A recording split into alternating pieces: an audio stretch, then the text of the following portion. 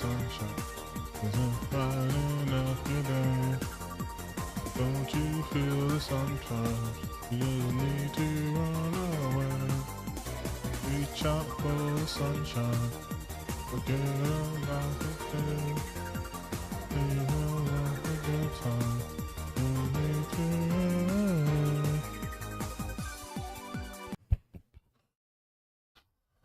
Enough of that. Enough of that game music. Enough of that gamer stuff. Oh.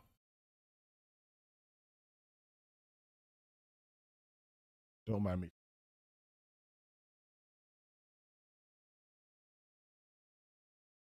Have a little bit of a snack.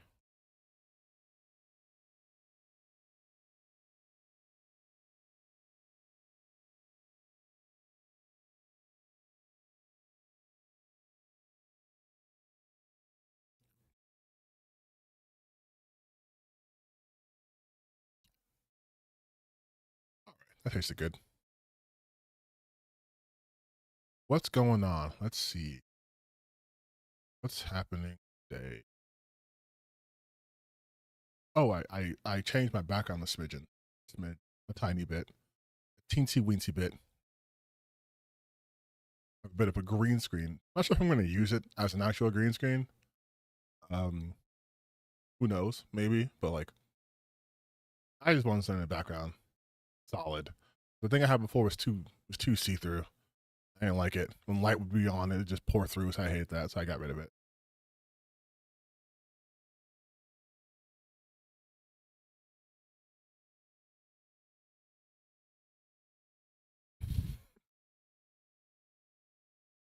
It's so good. I'm so addicted to these things. These little Apple Danishes you can get at the gas station. House. Just a bad thing to be near me. But we'll leave it there.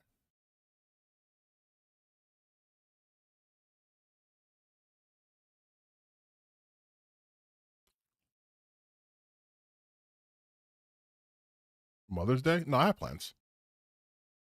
My mother out. When I say mother, it sounds like I hate her. I'm taking my mom out to a dinner. Me and my sister's taking her to a dinner. You know, it's Mother's Day in Mexico. And maybe other places in the world, but definitely Mother's Day in Mexico today. Tomorrow's in America. And also, I guess, other places too. I'm just speaking who I know. Mexico's today, America's tomorrow.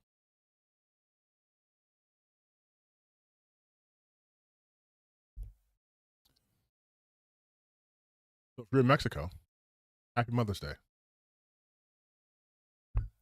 I guess, si están en Mexico, feliz Dia de Madres. Dia de las Madres. That's right. That's right. Your boy's a little bilingual. He's a little bit bilingual. Un poquito.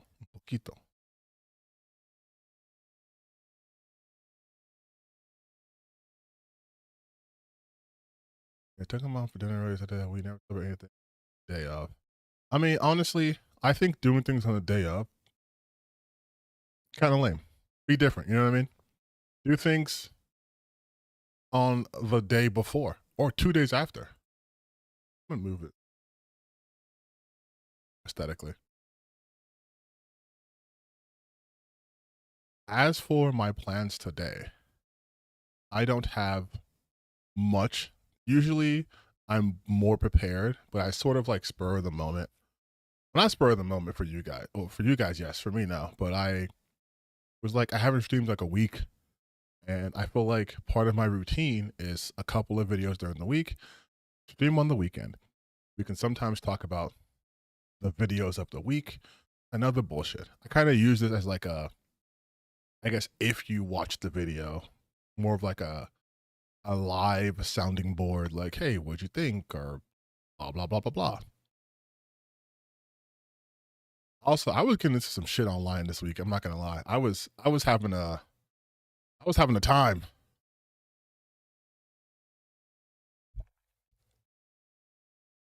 I guess I will save that for the personal news bit. But I want to see how everyone else is doing. I'm sure some people are still going to be trickling in. I usually stream like an hour later than this. And I probably should try to get a more consistent streaming schedule, but this isn't my job. So it's whenever I have free time is when I do this. I don't want to get bankrupt. It's such a weird world we live in. Yes, it is. I hope you're safe too. I hope all of you guys are safe. We are living in some very unsafe, uncertain times. Which is, part of the reason why I started doing this more frequently. Build a little bit of a community. We can feel a little bit better. Just a tiny bit better. I know some gaming shit came out this week, but I've been sort of in a black hole of Expedition 33, which I feel like game of the year. That shit, I'm actually actively working on finishing the game. I'm doing a bunch of side quests now before I beat the last like dungeon area of the game. And I can already tell I'm going to start glazing the shit out of this game when I'm officially done. Like, expect a video on why Expedition 33 is fucking amazing. But Cliff Notes, it's probably one of the few games that have come out that I feel like I can see the artistic vision and direction all the way through. Like, nothing feels like it was put there in an effort to extract more value from gamers or increase shareholder value or any of that bullshit. It felt more like everything here serves a story purpose. Even if you don't understand that. There's some parts that are completely, optional, but still full like, oh my God, this makes things so much better. I goof in the comment section. I didn't mean harm, but legitimately compromise. I'm sorry. I don't know what you're referring to, but it's okay. Unless you dox somebody. I think you're fine. You don't have to apologize for things. I kind of actually, my girlfriend knows this from personal experience. I hate when people apologize for things that they don't need to apologize for. Like, she'll be like, I'm so tired, and then she'll go to sleep, and then she'll text me like 5 hours later and be like, sorry. And I'm like, bro, what the fuck are you sorry about? You can sleep. Like, I'm not gonna be mad at you. Which have more in common interest in types of games we enjoy? Honestly, I think as long as we enjoy games, we have a common interest, But I do play a lot of other games. Like I know wait, hold on, shit. Has it come out yet officially, or are they just get reviews out? When did is Doom out already? I'm trying to see. I don't think Doom's out already. Wait a minute. Revenge of the Savage Planet came out. What? That's crazy. But no, I do play a lot of different types of games. I've always been trying to expand my gaming muscles, my gaming reach. But like, I grew up like my first big games were RPGs, so I always have a soft spot for that. Which is why after I finish Expedition 33, and then after I finish Final Fantasy Rebirth, I'm gonna play Oblivion. You mentioned Nintendo. I have a Switch. I haven't used it, but it's actually no, it's just still here. Hold on.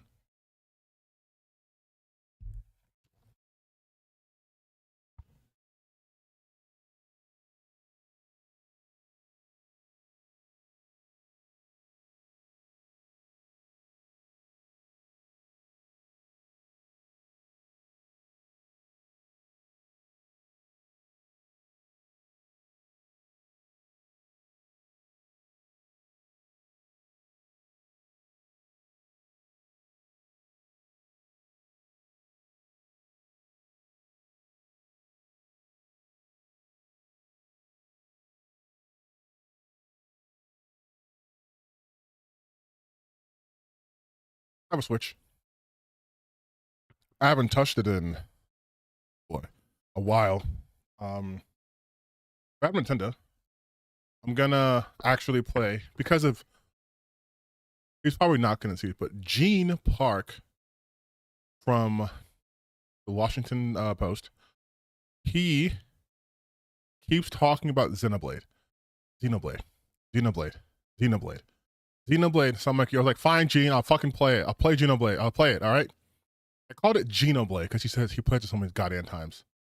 Like all the time. All the time. I was like, fine, I'll play. And my cousin's talking about it too. Yeah, I'm on his Twitter right now. Like, if you go on his Twitter right now, it's just like literally, it's just Xenoblade, Xenoblade. I just typed in Xenoblade in his Twitter account, and he just has it like just going off on it. Xenoblade Chronicles, Xenoblade.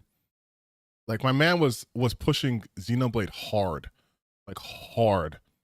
I was like, okay, Gene, I'll do it. I'll fucking play it. Okay, I shall play this game.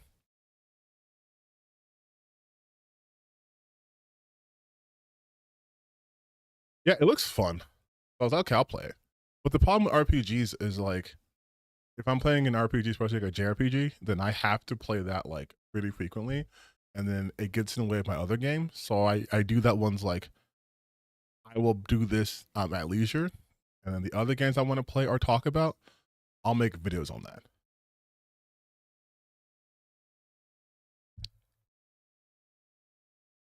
People are trying to watch. I cannot promise I'll stream it. I might do like once in a while, but especially because it's on my Switch and I don't have like my Elgato set up for that.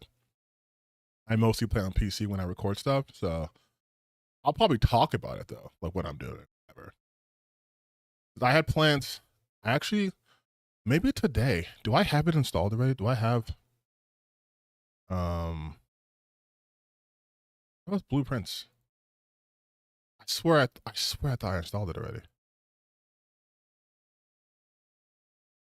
Oblivion. I haven't played Oblivion.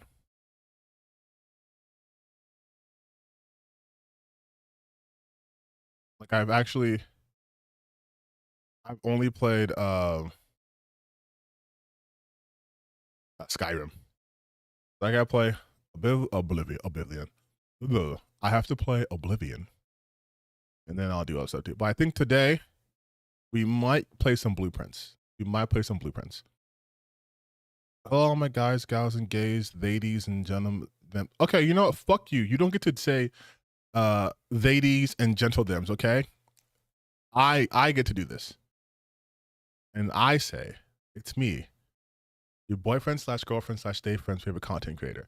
Not this ladies and gentlethems. You can't be upstaging me on my own fucking stream, dude. Redo. Delete comment.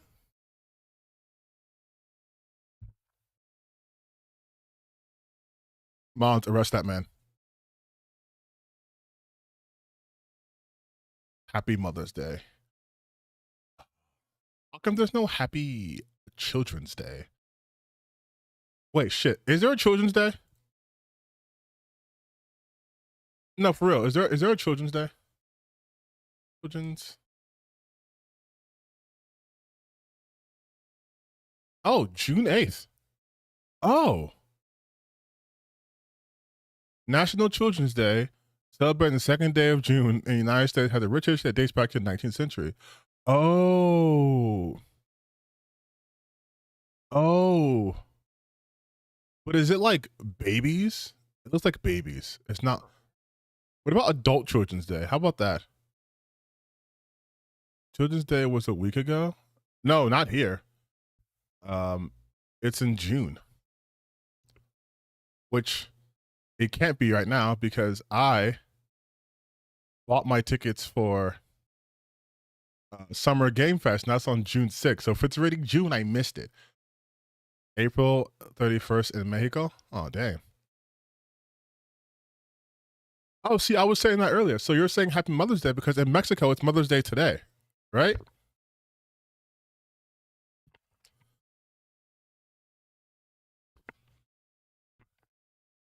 And I do speak a little.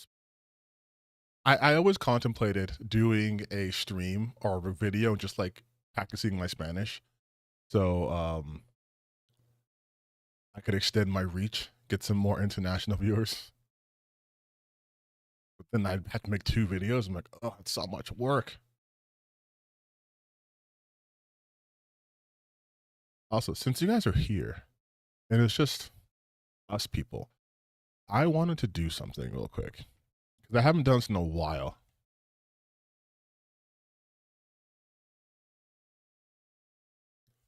I haven't done I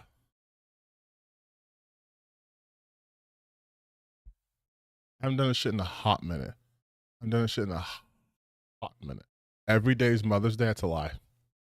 Mothers get 1 day. Mothers do no work. They get 1 day. Okay. Here's my camera. I feel like I'm off center. There we go. Okay, so we're gonna do something I haven't done in a while. We're gonna test our gamer knowledge. Okay. We're gonna test our gaming knowledge. We are going to do Gamedle. I haven't done this shit in, who knows? But it's been a minute. It's been a hot minute. Easy, medium, hard. Okay, we can do this. We can do this. Classic. Guess the game by its cover. Oh, that's Remember Me.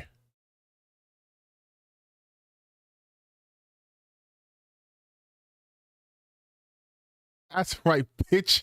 Oh, first time back. First time back. I've only played it 5 times. First time back and we got it. First time back and we got it. Do you guys remember Me? What's this? It's Gamedle. So it's kind of like, you guys remember when like Wordle was really popping off and they had just made a bunch of different versions of it, like not the same people, but different people had the same idea. And they did one for video games. And this one's Gamedle. And I haven't done this shit in such a long time. I'm surprised I got it. Let's even get next one. This is sort of this is Expedition 33.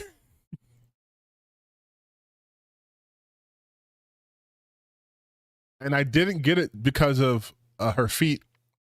Lune's feet definitely didn't give it away from me at all. Just no, sir. I was never looking at her feet the whole game. Nope.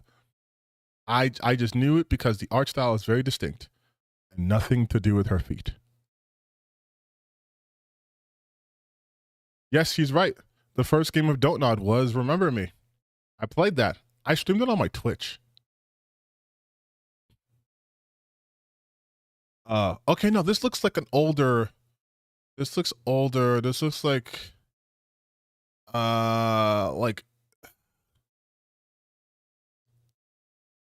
this right here.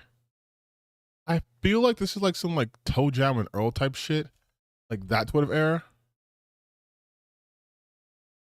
Oh, so it's not even. It's not even that. It's not even that. Okay. How about Earthworm Jim? How about Earthworm Jim 2? Oh, it's Sonic. How the fuck did I get to Sonic 3?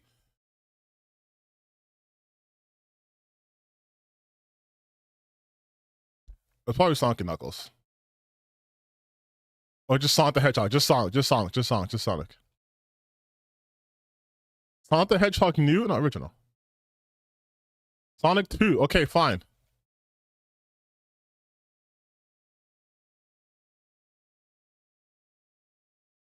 No, actually Sonic 3. I played Sonic 2.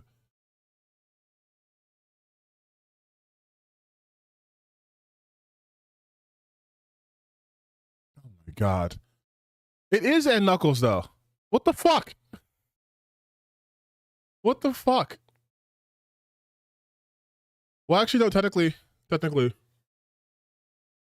I guess it's Sonic and Knuckles.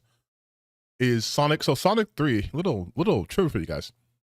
So Sonic 3, they had this technology where you could attach like essentially the Knuckles part to it, and you could put Sonic in Sonic 2. Well, Sonic and Knuckles had a thing you could attach to the cartridge.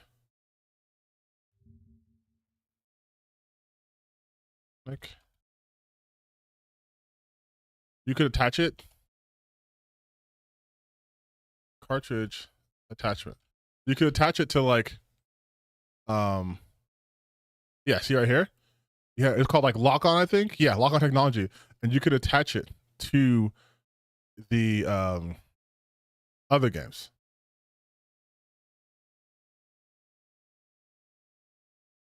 I will tell you this, Sega back in the day was very, very, very experimental. All the way up until the Dreamcast. Once the Dreamcast fucking died, they were like, okay, you know what? Did you know? This is Silk Song. No, this is Axiom Verge. I was like, I never play this game. But I always appreciate them being experimental. Oh, this is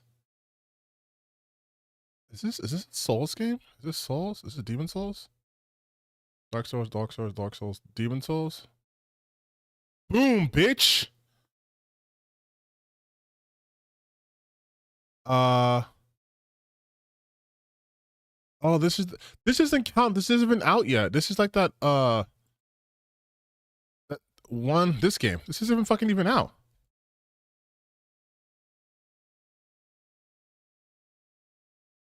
This isn't out, right? This video is sponsored by Crafton.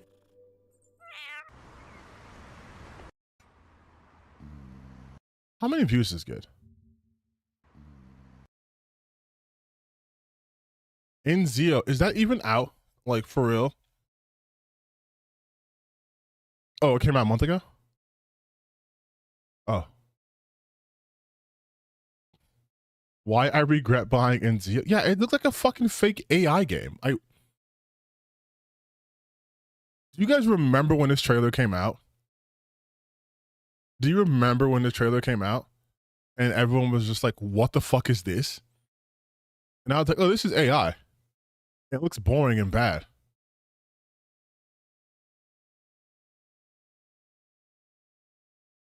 People are still making content on this game.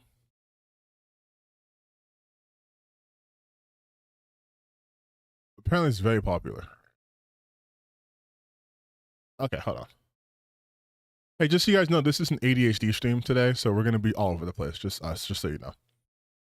I found an open bore fan game that mixes all the Sega action games. Sonic, Streets of Rage, and Splathouse, and others. I think it's still getting upgrades. What is open bore? And will this get me like arrested from like Sega or something like that? Okay. This is Klonoa. Was it Klonoa 2 or? Okay, it's Klonoa 2. I say that with confidence as if I've ever fucking played a Klonoa game. Okay. Emperor James. I have never played a Klonoa game. I never even had a Game Boy Advance. I have so much video game knowledge for games I've literally never fucking played in my entire life. I've just heard it or seen people talking about it. This is just lightning in the background. This is not helping me at all. Okay, so it's red. Okay, this is probably, so it's 3D. Renders, maybe like PlayStation or GameCube type days. Fuck, let's just say Harvest Moon.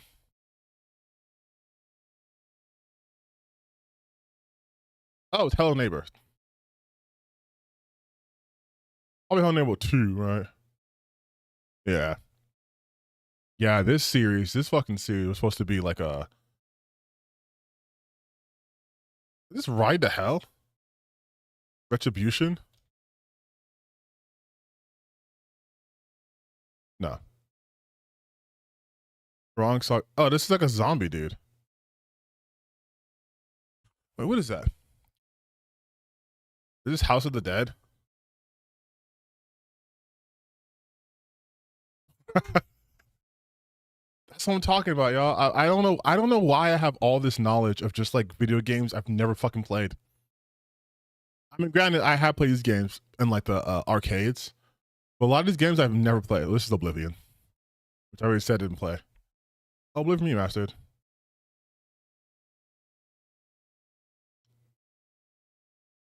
Okay, it's just some kind of dogfight game. Let's do. I know it's not Ace Combat, but I don't know what else to put. My brain's not going to do anything.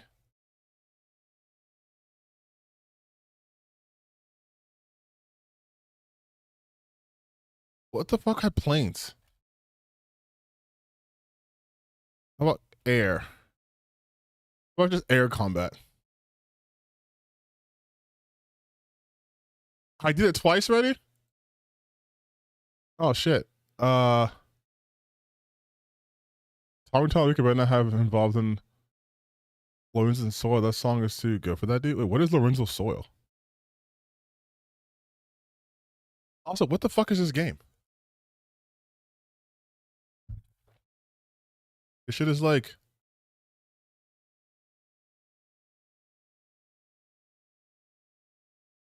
I typed in Ace Combat and it didn't even show up.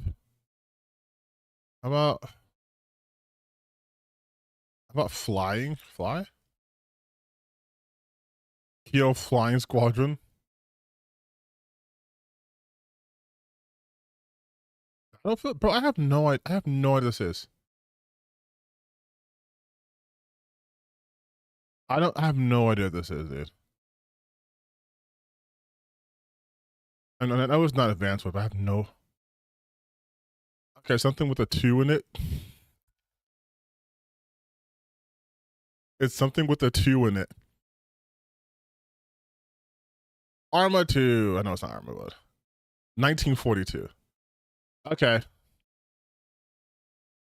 Back home to Gamedle. Artwork?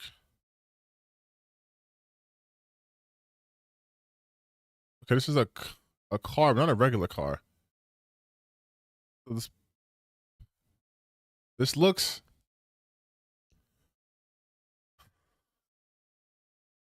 sort of futuristic, don't it?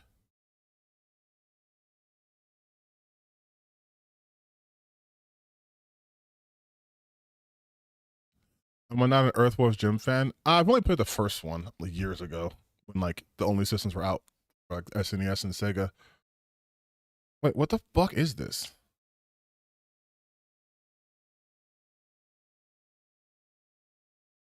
I'm gonna say F-Zero just to be stupid.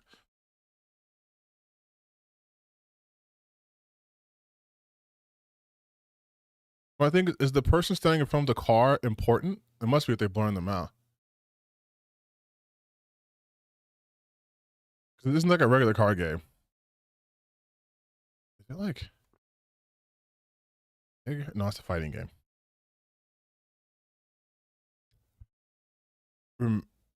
Remember when there was an Earthworm Jim cartoon? Yeah, I watched the cartoon. I watched the Earthworm Jim cartoon. There was a cartoon for almost every game. Something Sonic had one. There was even cartoon for TV show for movies that no kid should have watched, like fucking RoboCop. They made a RoboCop TV series. I don't even know what the hell this is. Like,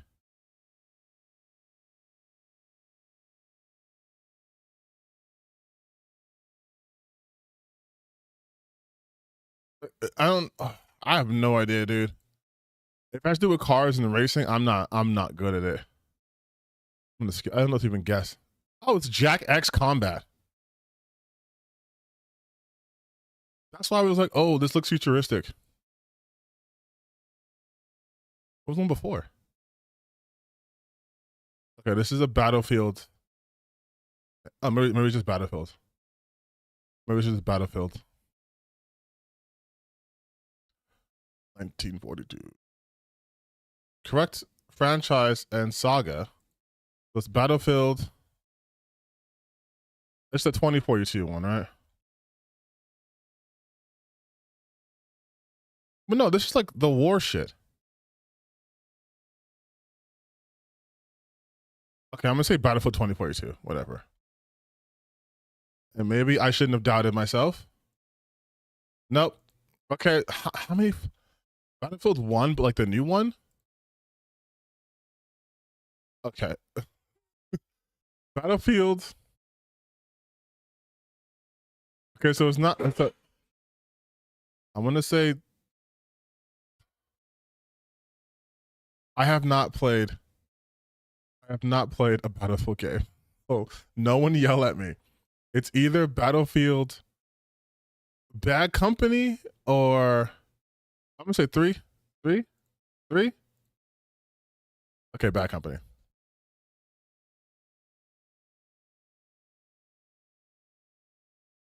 There's 1, 2, 3, 4, 5, 6, 7, 8, 9, 10 of these bitches.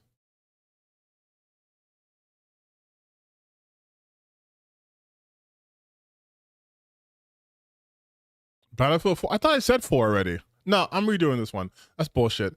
I thought I clicked 4. This is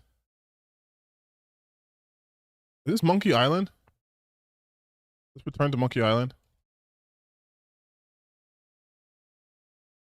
No. But that says L something something. These are weird. I don't know what this fuck is. Is this Grim Fandango? I have no idea what this is. I know it's not Grim Fandango, but Don't Starve?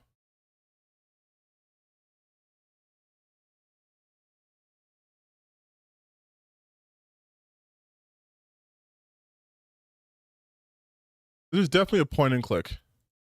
Is it Full Throttle? Full Metal Alchemist. Oh, what the fuck is this? Oh, Steam. It's Steam Wall Dig. Steam Wall Dig. Oh my god. Steam Wall Dig 2.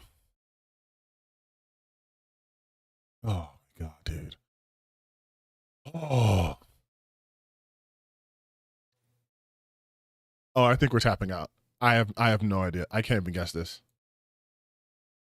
Wait, no. Is this Metal Slug? See if it's the franchise. Okay. There's so many fucking Metal Slug games though. There's so many Metal Slug games. Look at that. Metal Slug 2. Metal Slug 3. You know, fuck it. Metal Slug 5. There is no 5? 4? Oh my god. Metal Slug 6? Metal Slug. There's been so many Metal Slug games. There's so many Metal Slug games out there. Why would you need so many of them? Okay, keywords. This one's a shitty one.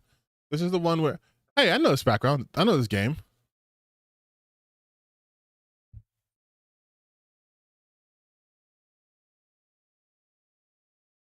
Garden Kids Labs. I'm gonna say Grounded.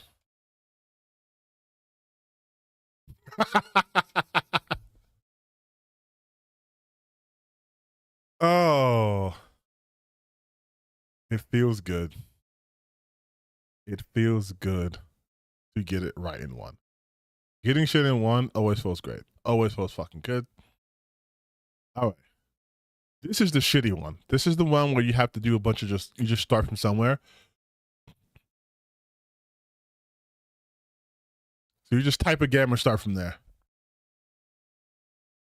Arrow up, the game you have chosen is older than the game to guess. Arrow down is the game you've chosen is newer. So if I say like, let's say Expedition 33.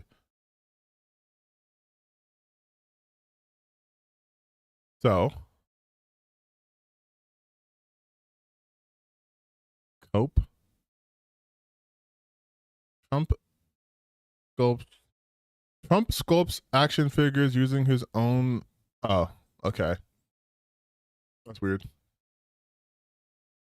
This one, yeah, if I get it correct, so like yellow means one or more clues are correct but not all. Green, all correct. Right is wrong. So arrow down means the game I've chosen is newer than the game I've guessed. So it could be on PC PlayStation 5 or Xbox Series X. It's probably a newer game still. Not an RPG. Does have fantasy and action in it. Not third person. Not Unreal Engine. Then I could say like a little bit older game. I could go not an RPG, right? Okay, so I could say like Grand Theft Auto 5.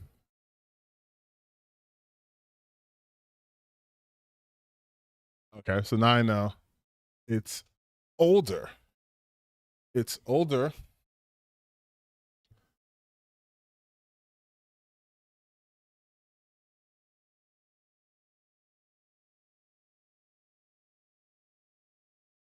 But it might be co-op, might be first person, might be third person. Okay, so process of elimination here isn't helping because the game is multi-platform, it looks like. Or it could be on either still on Windows, also PS3, but it's older, it won't be on PS3. It's probably still PS5. So let's go. It's a first person game now. I know I should have checked it before. It's first person. So I can't pick anything third person, obviously. And it might be single player, it might have co-op or multiplayer. We know it's not single player, so it's either co-op or a multiplayer first person game. Then we can go like Destiny 2, right?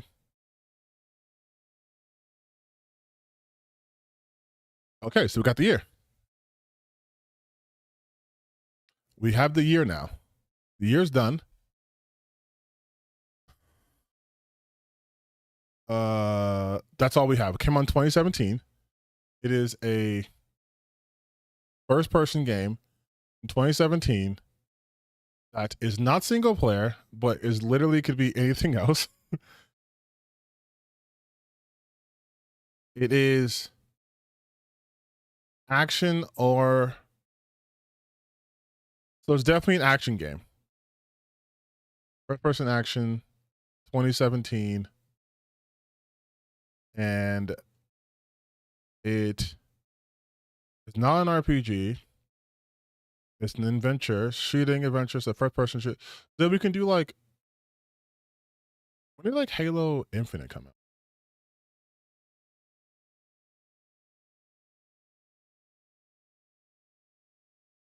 Oh, let's do Halo 5.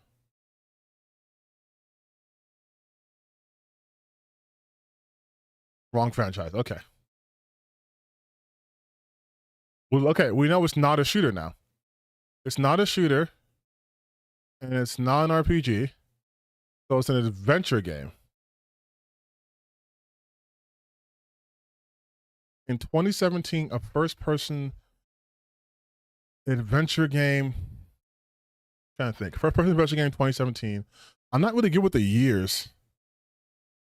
It can't be Final Fantasy because it's an RPG. There's no RPGs. But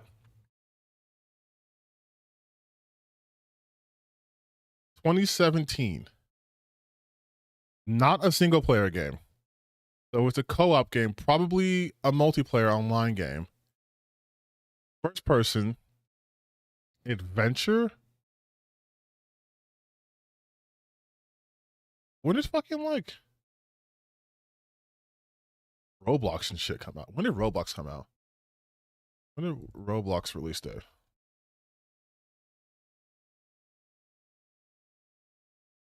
2006? Okay, I'm not gonna. That's not it.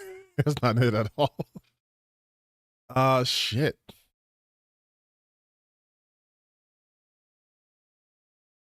It would help.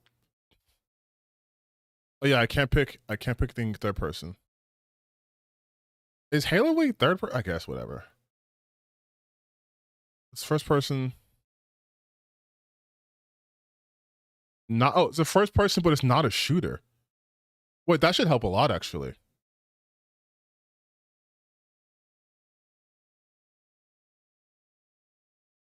How many first person non-shooters, non-RPG, how many first person adventure games came out in 2017 though? That's what's killing me. First person adventure in 2017.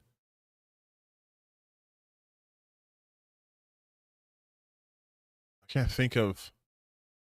It's not shooting, so maybe it's like, oh.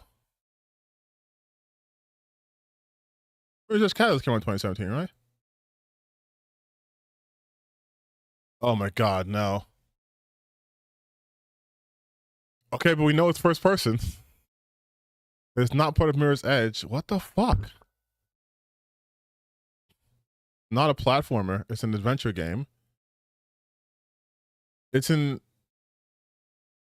action game. That's in all consistency. So an action adventure, first person. Yeah, was it like 2017? First person action adventure, non-RPG. My brain goes to like Avow, but that's obviously an RPG. Indiana Jones is an RPG. Castlevania is a shooter. Not Return to Castlevania. No, currently Wolfenstein. Castlevania. Wolfenstein is a shooter. First person. There's combat? Bro, what?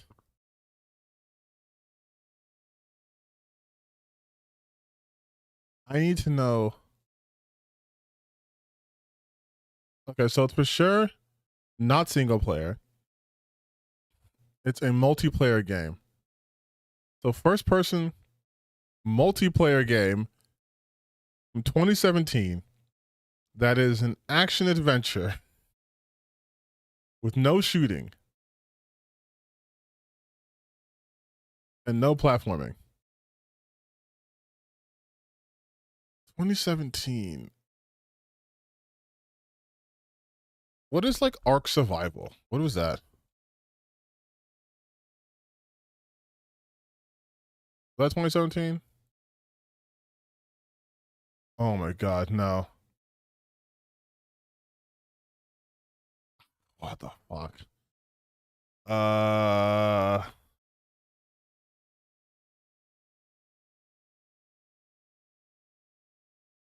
What Dishonored? What Dishonored 2? Oh my god. Outlast? Oh, you know what? It could be. No. Wrong franchise. It's just hard. What the fuck? It's not stealth or survival. But I forgot. It can't be single player. It can't be single player. It has to be multiplayer. First person multiplayer non-shooting game. So probably like a party game, like a. I don't fucking know, dude.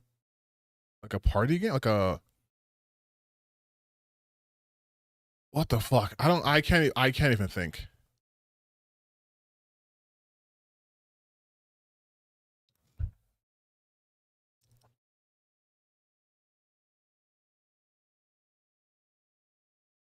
You know, one time clue. No, I'm lose life. No. Yeah. Like 2017 doesn't fucking help me. A first person non-shooting game in 2017 that's action adventure.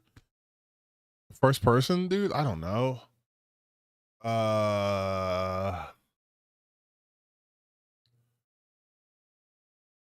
When did like the Talos Principle come out?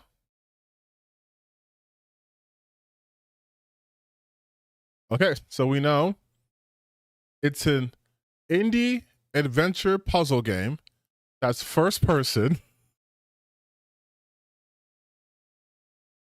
Is VR chat and okay, I'm gonna say VR chat.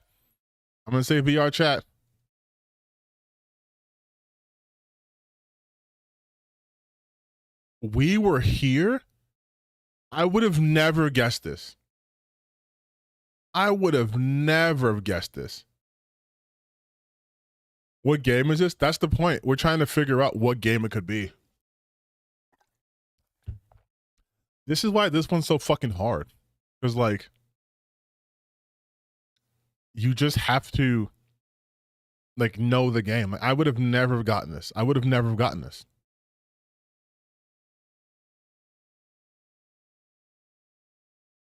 I would have never gotten that shit, dude. Are you kidding?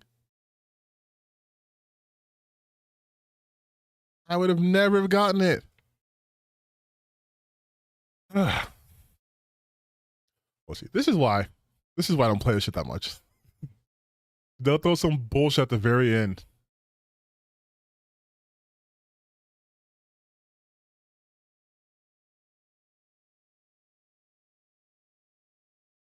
We got Bethesda games.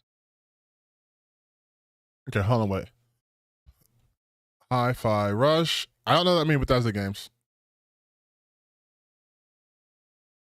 Evil Within. I think this is the cover for the second one, though. Yeah. Redfall. Mark. Red Fail. Oh, Wolfenstein. Wolfenstein. Wolfenstein. The New Order.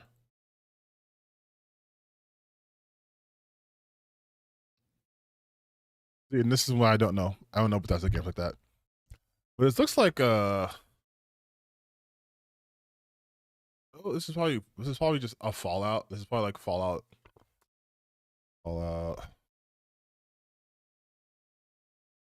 I guess technically they not 3. Right? Fallout 2? Oh, this is Fallout 4?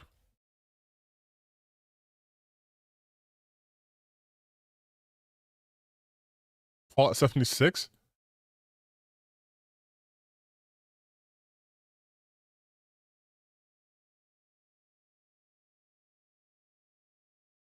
I get it. You're gonna play again? I'll probably do this again.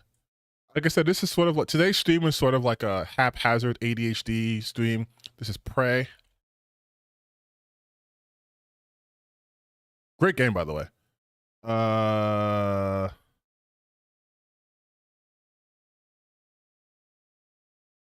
Wait, isn't Bethesda? Are they Doom now?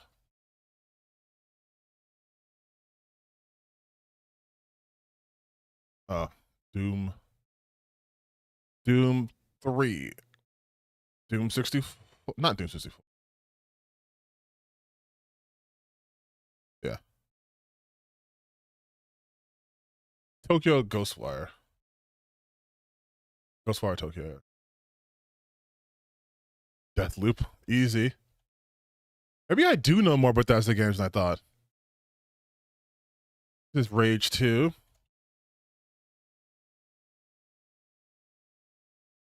The Evil Within. The Evil Win. Evil Within 1. The Old Blood.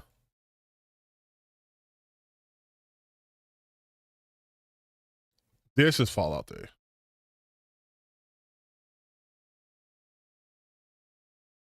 Okay, this is Doom 2016. Doom Eternal. No, Doom 2016. Say new? Okay. Isn't this the Morrowind cover? Oh, Oblivion. My bad. My bad. Okay, so I do know more Bethesda games. I do know more Bethesda games.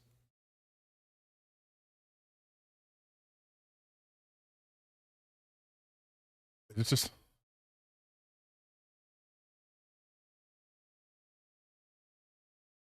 What the fuck? Okay, so not Doom. I'm gonna say Duke Nukem, but they don't own Duke Nukem. What the fuck is this though? I know it's not Duke Nukem, but who is this?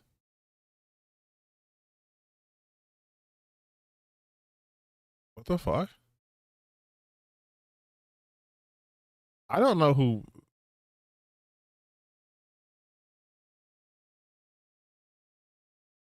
I don't know who. I don't know what this is. Oh, Wolfenstein 3D. I was like, what the fuck?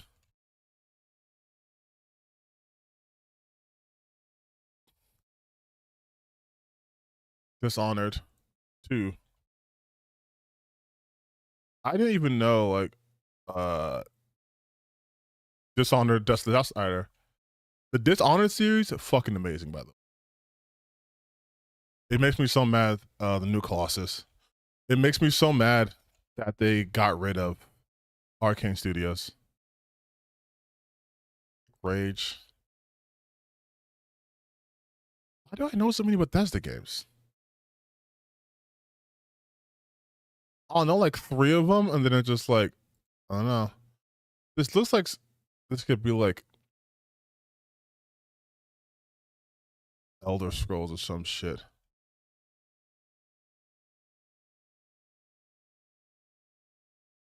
Okay, it's Doom.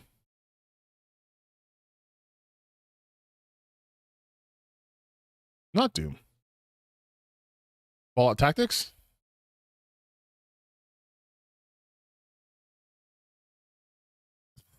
Never played this. Never played a fucking Fallout Tactics game in my life. Okay, this is Morrowind.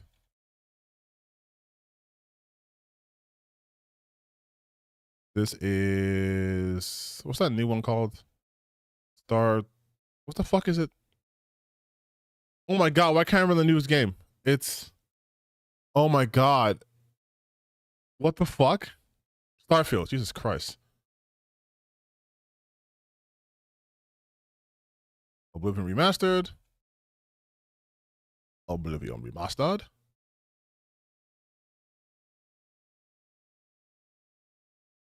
Easy. Indiana Jones. It's called Indiana Jones Desktop Adventures. Okay, so it's gotta be Skyrim. Not that many fucking Elder Scrolls game now. What? Oh fuck! No, it's online. Elder Scrolls. Elder Scroll Online. Guess that. Yeah, here we go. Here we go. Here we go. Okay, this is Skyrim.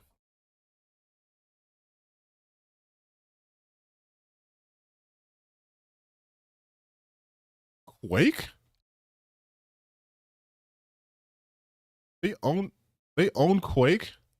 God damn, what many franchises does Bethesda have?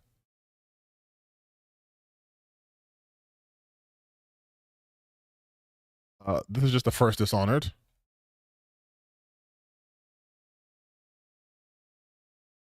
This is Daggerfall.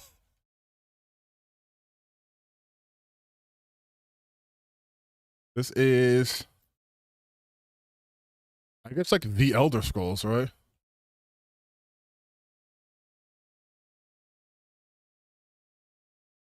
Arena? Fallout.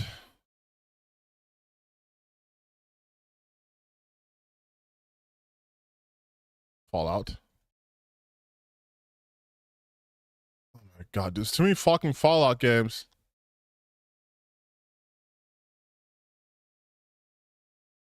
Did I already do Fallout 4? Oh, New Vegas, right? What's Fallout 4? Fuck! God damn it. Okay, but 31 out of 37, not that bad. Okay, so we're done with this for now.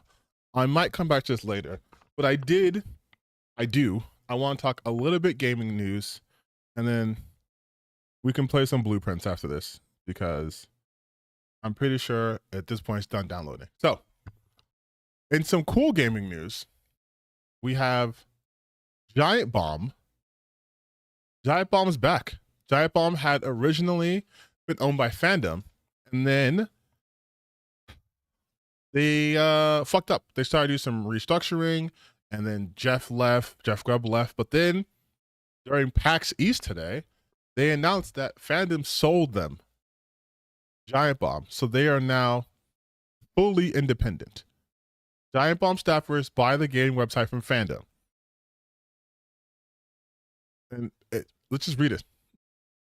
And one of the biggest surprises to come out of PAX East this weekend, Giant Bomb has been sold as staffers have taken control of the website from its previous owner, Fandom. While the details of the sale were not made public, the two sides came together to acknowledge it is now owned and operated by staffers and gaming content creators Jeff Wakalar and Jeff Grubb, the two Jeffs. According to the info released today, the content on the site was paused while the deal was being finalized and will resume as quickly as possible. The news couldn't come at a better time for game journalism, as multiple websites have either been shuttered or worse, sold and consolidated to a handful of staffers by conglomerate media entities. Having another independently owned website working on covering the industry is one of the best things possible right now, and hopefully they're able to grow the staff over time. However, it looks like they're going to offer subscription plans to help fund the site. How much of the content will end up behind a paywall is yet to be seen, but if we are using other gaming sites that use the same method as a measuring stick, it's probably going to be a mix of free content, articles that require an account, and promos to buy their merch. Here are a couple of quotes released by both teams about the sale. Yeah, so I'm gonna go check on Smash JT and see how he feels about this. You know what? Hold on. Let's just do Giant Bomb. Let's see who's covering us already. Let's see who's already. The death of games media. Min-Max, you're gonna have to do an update. By the way, Min-Max is cool. They're not grifters, obviously.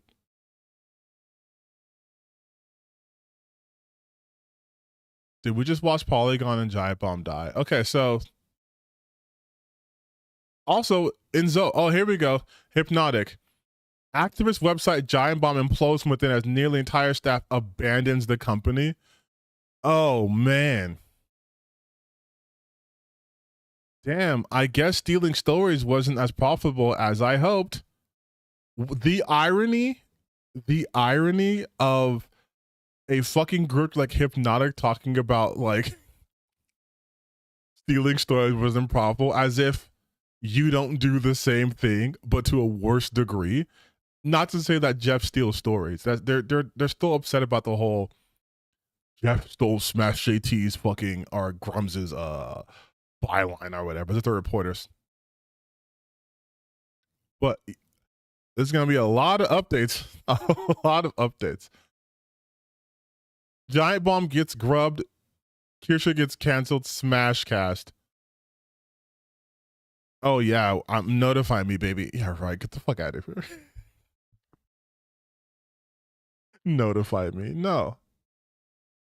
Why would they even give me that option? I don't even like do his stuff. It's so funny. It's so funny. But yes. Giant Bomb is now owned by the people who make Giant Bomb, and it would not have been possible without the speedy efforts of Fandom and our mutual agreement on what's best for fans and creators. The joint statement from the two Jeffs. The future of Giant Bomb is now in the hands of our supporting community who have always had our backs no matter what. We'll have a lot more to say about what that looks like soon, but for now, everyone can trust that all the support we receive goes directly to this team.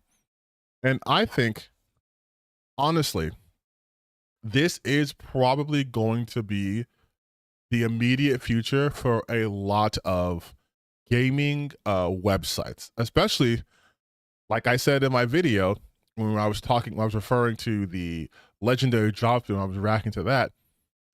Having like diversity, having like other people covering games is good. It's never a good idea to be like, oh, only these companies can exist and everyone else's shows and bad and whatnot, right? You have to be able to have multiple outlets covering stuff because you get different perspectives. And I kind of want to use this as a jumping off point to talk about just like some of the weird shit I've been experiencing lately, especially like in my comment sections. Like, hold on, let me go to my stuff real quick. I'll go back to Big Face. But it's been fucking weird, man. Like,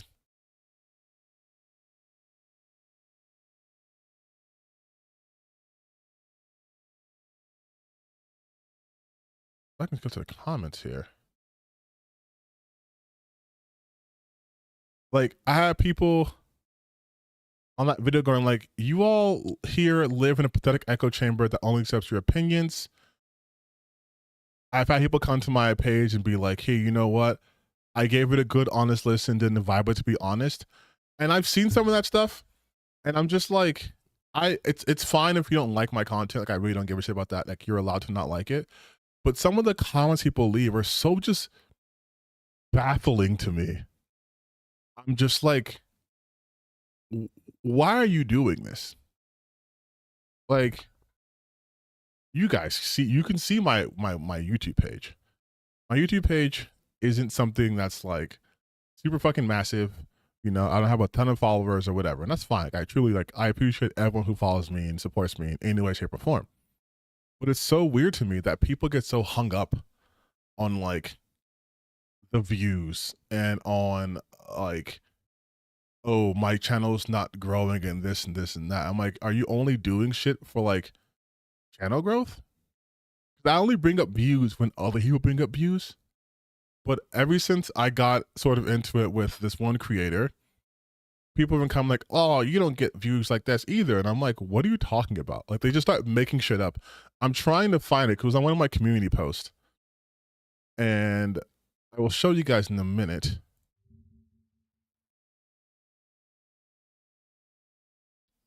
Yes, here we go.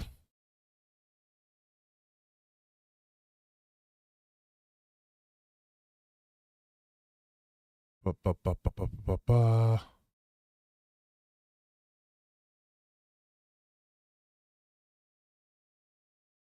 Here we go.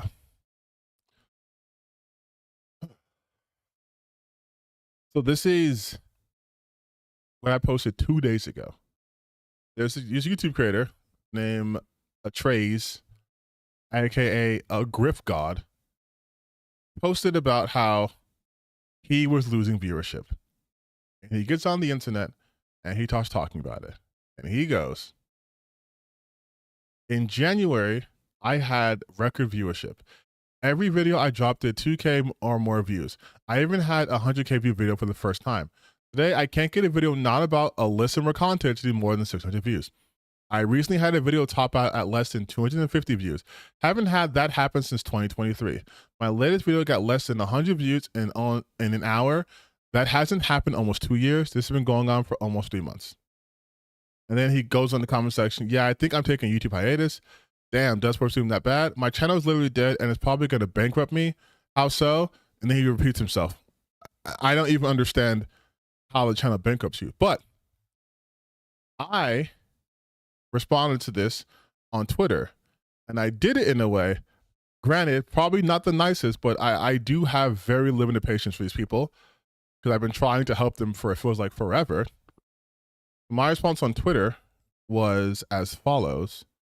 Give me a second. I said, LMFAO, nigga, you can't do this when you got on this app to complain specifically about how your shit's not popping off, unless you mention her. Bringing up Twitter metrics when this is about your struggling YouTube channel's crazy work, 17,000 subs, and can't even consistently crack 1K. I said that because after he made this post, right, where I showed you before, where he was complaining about views, he went and straight attacked Alyssa and goes, let's get one thing understood, you deranged little weirdo. You've been waiting a full year for an opportunity to come with this, but you've had the audacity to talk about views when you have nearly 20,000 followers on Twitter and can't get more than 50 people to watch at a time. Sweetheart, New Blackstreet's killing that on the regular. Let's not even discuss how you and your little harem butt buddy Airbag are not even supposed to be on Twitter. I thought y'all hated Elon. Though Blue Sky was where it was at. Don't worry, I'm gonna keep cooking your ass. And let's not forget you unblocked me for this. Even if you had an argument for harassment, you clearly just undid that. And the comment sections are not on his side at all. And it's so weird that he's like, you're not supposed to be here. And they always bring up Airbag. Like, they're obsessed with him. They even follow him on Blue Sky just to talk about him here. But so he said that, and I responded to what I said. And then he tried to come for me. Let's see if I can find what he said. Let's see if I can find what he said. Let me make sure I don't expose anything that get me fucking canceled, as in terms of server strike. Profile.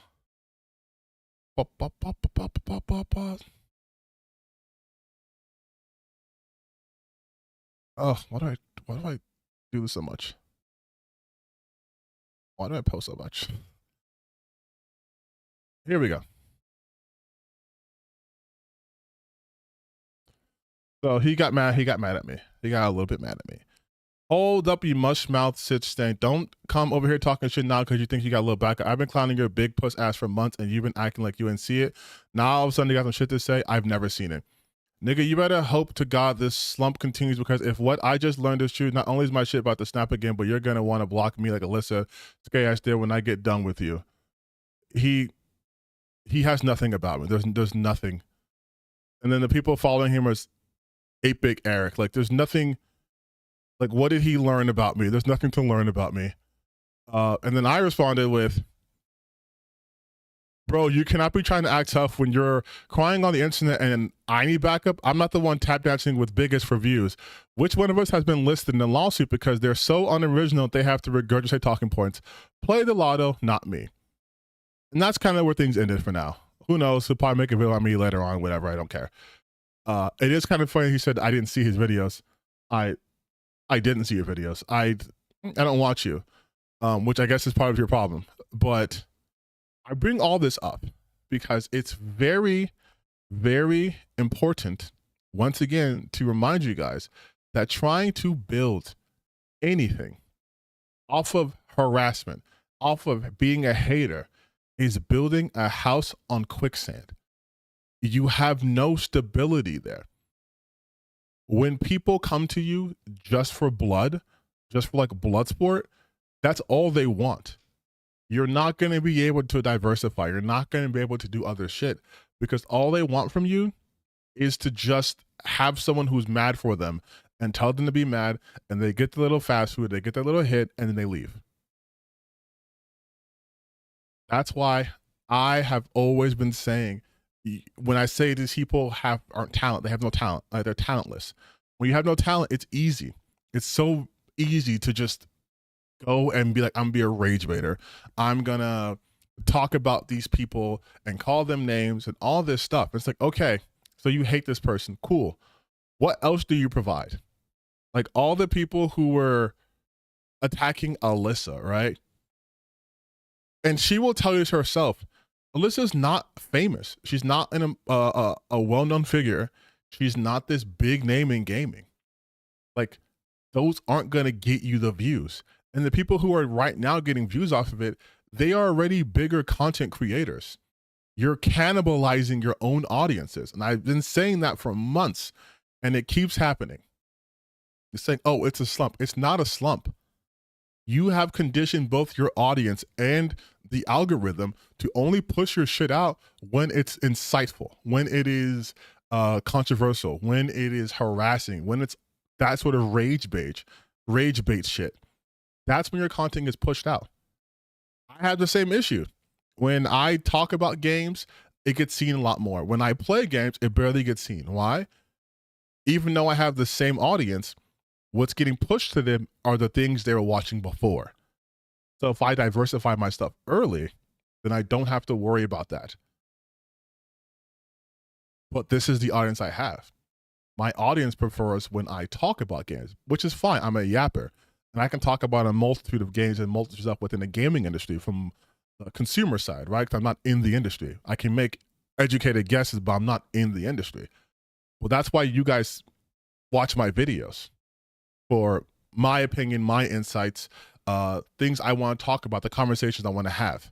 You guys don't come to me to watch me play games, even though I do play games from time to time. You go to other YouTubers to play games. And conversely, you probably don't want to hear anything political coming from your favorite gaming channel that just play games, right? You don't want to hear like Rad Brad talking about how capitalism is actually ruining your favorite games, which you might want to hear me yap about it, which is why you come here. Same thing for these grifters. And now, mind you, I have on multiple occasions gone to their pages and told them on these videos why their stuff's not going to work long term. And I even gave actual criticism, actual critique. I was telling them about, hey, if you keep having these thumbnails, if you keep doing this shit, you're not going to get a good return on investment because not only are you telling everyone exactly what's in the video, so you have to click on it, but you're making the same content over and over and over and over and over. And there's 13 other you guys doing the same content. So who's going to get the view? The guy who already has like 1 million subscribers. Like, and then if you're like a drama baiter, then all you do now is search for drama online, and that's it. Like, no one's gonna want to listen to you for anything else.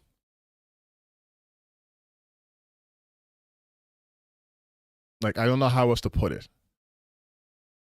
I don't upload videos every single day. I think it's actually bad. You gotta let shit breathe. But the people don't do that. They don't want shit to breathe. They just like have to constantly be uploading always in your face because their content cannot sustain another view. No one's gonna go back and watch their rage bait video about Brie Larson because she's not popping off right now.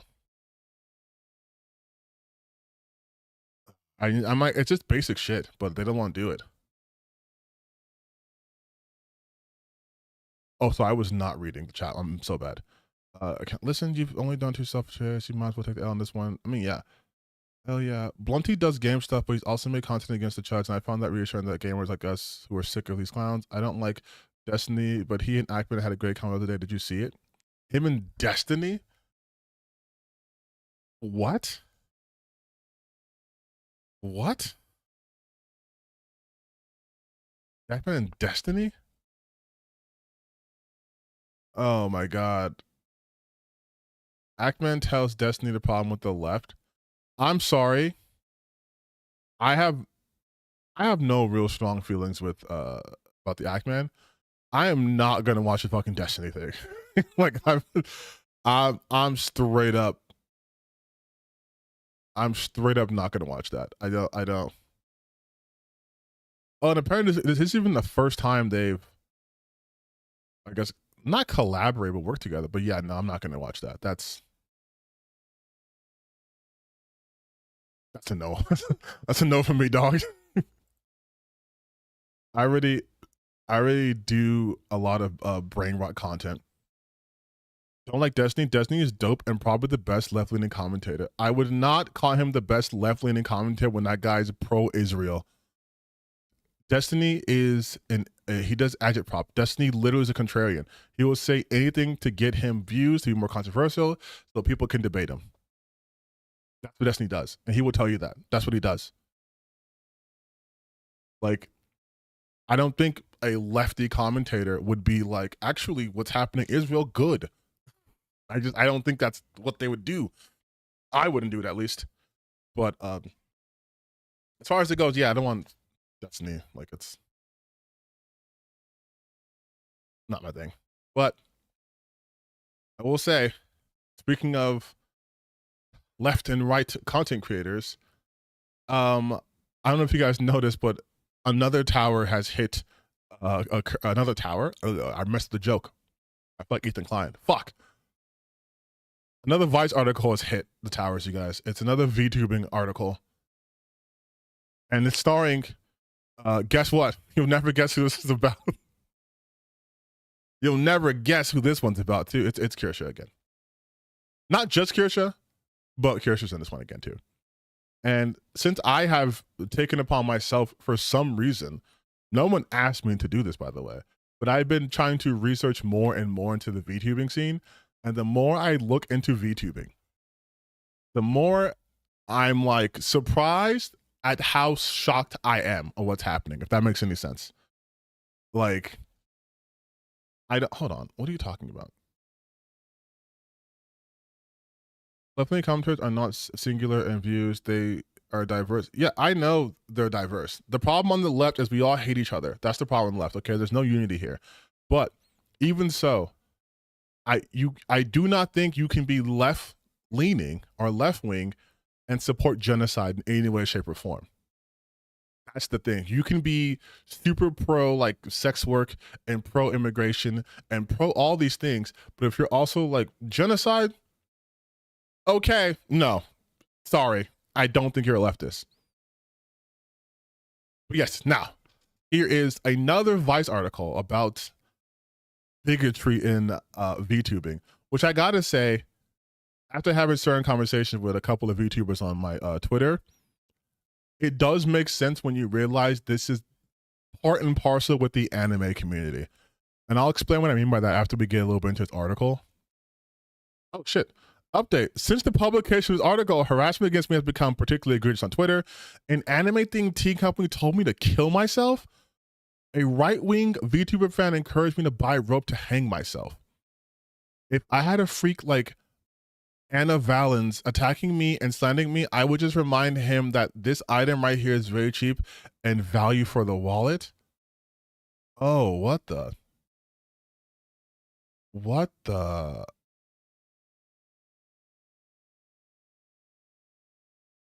The Dragon's Treasure. Maybe you should listen to them for once. Others continue the lurid harassment discussed in the original article. One Twitter user misgendered me and concluded, I am a degenerate with a humiliation fetish. Another used a meme to tell me, you're a man. A third argued the trans community has a big problem in the room. Autogenophilia. A fourth just I created the harassment against myself. Okay, yeah. Okay. All right. So okay, can we let's kill the Destiny talk, please. We have more important things to talk about, like anime VTubers. This is already exactly what I was going to talk about.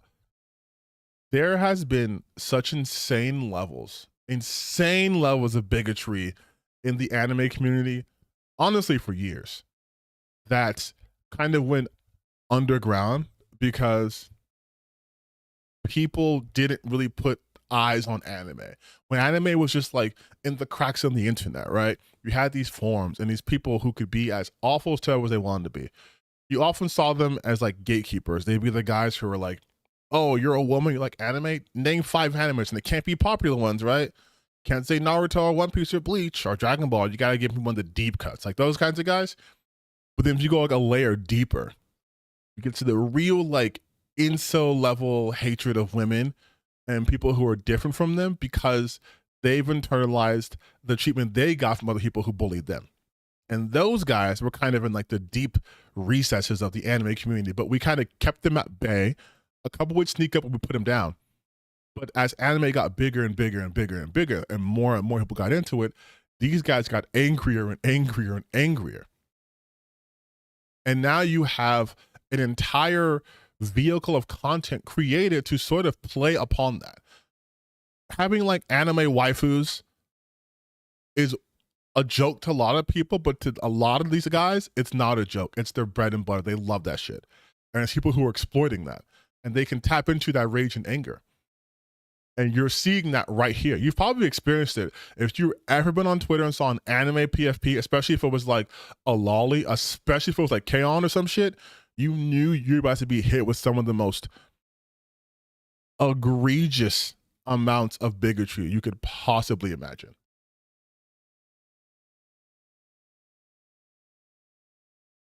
Oh, we'll get to Revs as deaths in a second. Don't worry about that. All right, so now let's read the original article.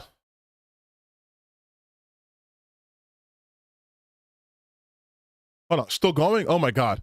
I do not expect this harassment to end today on Twitter, whether it's a right-wing VTuber fan using an AI image of Shiloh Hendrix to put me off, or Shiloh, well, fuck her, or a harasser encouraging others to bully fucking journalists. Further evidence of bigotry in VTubing is being created in real time via my Twitter replies alone. In fact, I fear I may become a punching bag for the right wing in VTubing. One VTuber previously criticized her transphobia entered my mentions to tell me you will never be a woman. Okay, can I say something also too? Like, you guys are fucking VTuber fans. Like, I'm sorry for all the cool VTubers out there, for like all like the Iron Mouses and like the Rubber Rosses and all you guys, Sakuno, Trish. I'm sorry, but you guys are fucking VTubers and VTuber fans. You do not get the moral high ground of essentially calling other people weird or losers when you go crazy for fucking rigged up anime girls. Okay, there was a where was it? There was a fucking clip. Let me see. It's like VTuber concert meme.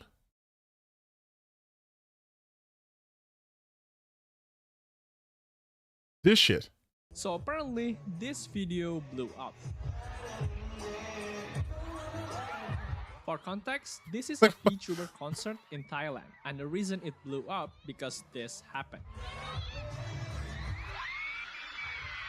I don't know who the Vtuber. Like I'm gonna keep it 100. I'm gonna keep it a stack. You don't get to be. This can't be part of your community, and you think you're better than any other fucking community when we can pull this shit up and have 1 million people fucking cringe in unison. A literal 7-minute meme compilation was made, okay? And this is no disrespect to, again, anyone who is like chill fans of VTubers. This is no disrespect to actual cool VTubers, but you don't get to fucking have this and then be like, I'm gonna be transphobic. Motherfucker, you grew up in the lockers. You don't get to do this. You don't get to do this. I'm so sorry. If you were like a stereotypical jock, if you were like, you know, a fucking muscle-headed bro, sure, knock yourself out. Let's bring back 1990s bullying. But you're trying to go and be transphobic and be a bigot when you guys are fucking losing your minds because an anime avatar opened his not real eyes? Give me a fucking break. Anime was a mistake. 100%. Anime was a mistake. All right. Earlier this week, independent VTuber Rin Penrose announced the end of her partnership with gaming supplement company GamerSupps. You guys remember GamerSupps is sponsoring Kirsha. And I guess other people too, but Kirsha's kind of the big one that's causing the problems. According to Penrose, her decision came due to their association with creators who views strongly conflict with my own, as well as a lack of communication from the company as issued. Penrose's decision reflects one I've heard from sources across the English-speaking VTubing community. All is not well among GamerSupps partner content creators. Last month, I reported on controversial GamerSupps partner Kirsha. Yes, we know. Wait, that was last month? I did this video like, oh, that was last month. Okay. Who has a well-documented history of espousing racist and transphobic beliefs. She does. Kirsha has since addressed her article claiming she does not condone or promote racism. That is such a fucking lie. That is such a lie. I keep getting constant fucking tweets showing her doing the exact same thing. The VTuber was recently the subject of another article regarding her views on Shiloh Hendrix, a white woman who called a black child the N-word. According to the clip of Kirsha, she does not believe Hendrix's behavior is okay. However, Kirsha believes Hendrix's racist actions are just kind of the consequence of where we're at right now, unfortunately, claiming that there are people advocating for violence on both sides of racial justice. Let's hear it in her own words. A lot of people are just like unfollowed. That's an unfollow from me. Bostonian guy said, oh no, what am I going to do without followers that think it's okay to call a 5-year-old the N-word? I don't think most people think it's okay. I think there are a lot of people who are tired of things happening, like Daniel Penny, like the whole George Floyd incident and the Summer of Love, like the Carmelo Anthony. There's just a lot of people tired of the two-tier justice system, and they start saying some crazy things and doing some crazy things. Okay, let's break this down. We're doing a mini breakdown here. She's a terrible person, bro. Yeah, I know, Cheesecake. I know. Let's just break this down real quick. A lot of people without followers that think it's okay. Right here? I don't think more a lot like Daniel Penny, like the whole George Floyd incident and the Summer of Love, like the Carmelo Anthony. There's just a lot of people tired of the two-tier justice system. Okay, she's saying there's a two-tier justice system, which is correct. However, listen to her framing. Like Daniel Penny, who killed a black person. Like George Floyd, who was killed. Like Carmelo Anthony, which is an ongoing case that we don't have all the details about. She's trying to be like, people aren't racist. They're just tired of where we're at. Where are we? Are we headlong into fascism? Are we so racist that a woman calling a 5-year-old the N-word is getting almost $1 million in her give, go, send? Huh? Is that where we're at? Is that where we're at, Kirsha? Is Shiloh Hendrix really the end of cancel culture? White supremacists help raise hundreds of thousands of dollars for a woman who hurled slurs at a black child. Average white man, $14.88 USD. White Lives Matter, $14.88. If you guys don't know, those are the 14 words, and 88 is the 8th letter of the alphabet. So 88 is HH. So white supremacist. This is the white supremacist himself, Nicholas Fuentes. The Shiloh Hendrix fundraiser isn't about a racial slur or whatever happened in Playground. It's a middle finger to Carmelo Anthony, George Floyd, OJ Simpson, all the black people who supported them just because they're black. White people had enough. About a guy who's dead, OJ Simpson. What the fuck is? You weren't even alive when that OJ case happened, and all the black people who supported them. So all of us, just everyone, just literally everyone. Like, and it's a bunch of white people. You're telling me fundraiser CFO defends woman who raised $750,000 for herself after paying to hurl racist slurs at a child. Child's going through a dark moment, Give Send Go CFO Jacob Wells says during an interview. Like,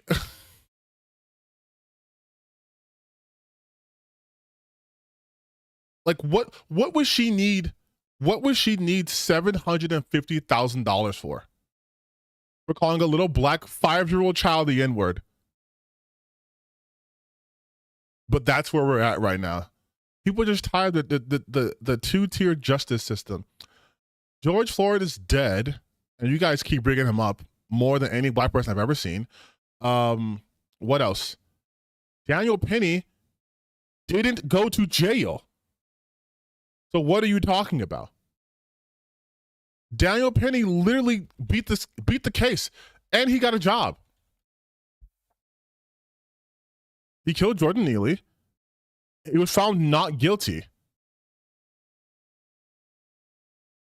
So proud, Daniel Penny. And now he has a job.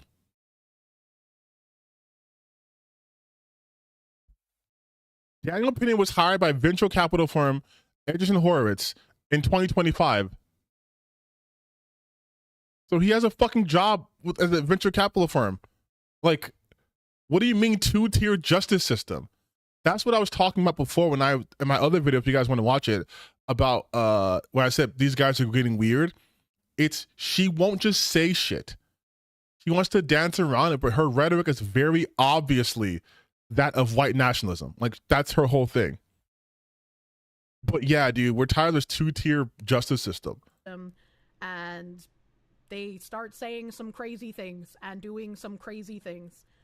That doesn't make it okay, but it's like, that's just kind of the consequence of where we're at now, unfortunately. And there are some people who are like accelerationists that are like, the pendulum is going to swing back so far it's going to break off. And I hope that's not true.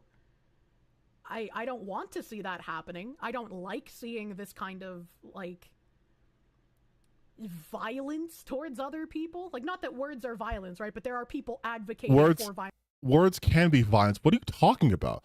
She called him the N-word. Like, that is violence to a 5-year-old child being called a slur. That is violence. That's why it's a fucking slur. It's violence through words. Like, violence on both sides. And I don't like seeing that. Nature be healing and shit. They will not kneel is the sum of it. You know? This is clown world, fuck it. It's, you know, just, most They started it. Unironically, Obama did this. He repealed the propaganda laws. People being, upset at how the account is kind of cucked. I kind of... And Kirsha's brilliant political mind takes this and goes, well, it's kind of just an outcome of where we are right now. Again, remember in my last video where I said they will use vague shit. It's where we are right now. In the video when I talked about legendary drops, it's the media. It's this. They won't be specific ever. Because if they talk what they specifically mean, then they can't dog whistle. But if you can pick up on the very obvious dog whistle, her framing was, people are tired of a two-tier justice system, and her examples were white people who got justice, who either went through the justice system right? Like Daniel Penny, and not only got off, but got a job afterwards. It's Shiloh Hendricks, who got $750,000 for calling a black kid the N-word. And then you have white supremacists donating to her and people defending her saying, well, what about Carmelo Anthony? Oh, yes. What about a completely different case with completely different circumstances versus a white woman, adult woman, calling a black child the N-word? Why does she need a fucking $750,000 for what? She's not the victim. But for these white racist people, they're always the victim. Oh my God, these black people are existing. Oh, this 5-year-old, he was acting like a thug. Like, Jesus Christ. Anyways, to be clear, Penrose did not specifically name any creator in her GamerSubs announcement, nor is this the only controversy plaguing the company. As anger is mounted over GamerSubs' partial owner, Cinder, a prominent VTuber accused of significantly mistreating her model artists and VTuber colleagues. Regardless, I suspect Penrose won't be the last creator to cut ties with GamerSubs in the weeks ahead. I think Joe Cat is not renewing his partnership with them. Penrose is a major creator in the VTubing space. I suspect her departure will embolden others to voice their pledge with GamerSubs' radio silence on Kirsch's comments. Or at the very least, they may be utterly alarmed by the kind of vitriol being posted under Penrose's announcement tweet. The replies, to be blunt, are dumpster fire. One Twitter user said Penrose's announcement was a virtue signal over Kirsche. Another demanded no politics, stop crying. A third person called Penrose a pussy. A fourth told Penrose she was fucking stupid, while a fifth described her as firing yourself because you're the R word. A self-described American nationalist, which is a Nazi, declared the less of you virtue signaling R words, the better, as VTubing has no need for leftoid Marxist drivel who are obsessed with right-wingers. We aren't playing your gay little game anymore, the user wrote. Get lost. I cannot put into fucking words how much these people have lost their minds. Mind you, Kirscher has been basically one word short of just saying the 14 words for months. She is a mod for Synthetic Man. Yes, that's Synthetic Man. The one that Dead Domain did an amazing deep dive video on. The fucking Nazi, the neo-Nazi who hates Jewish people. Yeah, that guy. The guy I reacted to once. If you guys aren't remembering who he is, let's do a little a refresher of Synthetic Man. Give me 1 second.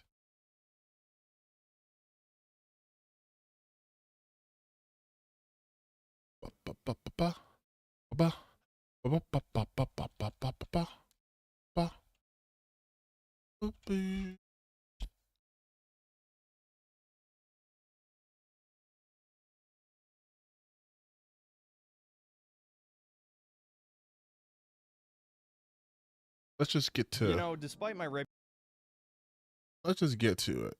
When he was talking about the, here we go.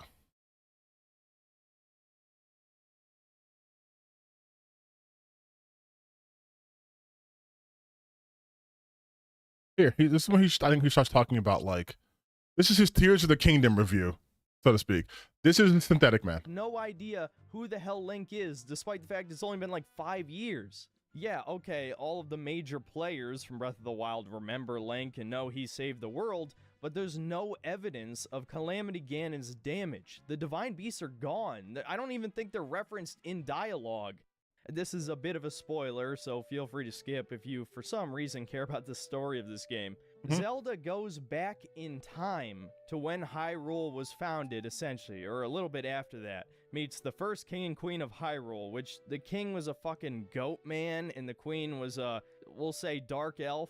So despite the fact that the Gerudo are clearly supposed to be like the Middle Eastern inspired race, I guess you could say, but they might even be a different species than Hylians, I'm not sure. They could be like a Sari and just take genetic material from Hylians to make more Gerudo, right? Just wait. Just wait. Now there's actually a lot of Hylians that are various shades of brown throughout the world. And of course, one of the founders of Hyrule set the stage for the entire series, created a wonderful Wakanda-esque utopia, is one of these brown Hylians. Almost literally, we was Kangs and shit. So much for Skyward Sword being the beginning of the series. And to dip into the schizo paint a little bit, the king being a goat man, who are the Zonai people who came from the heavens, is borderline satanic imagery. I have no idea if this is intentional or not, but Japan used to be infamous for putting weird Christian symbolism in anime and occasionally video games. So this could be an extension of that, or again, if you want to take the schizo angle,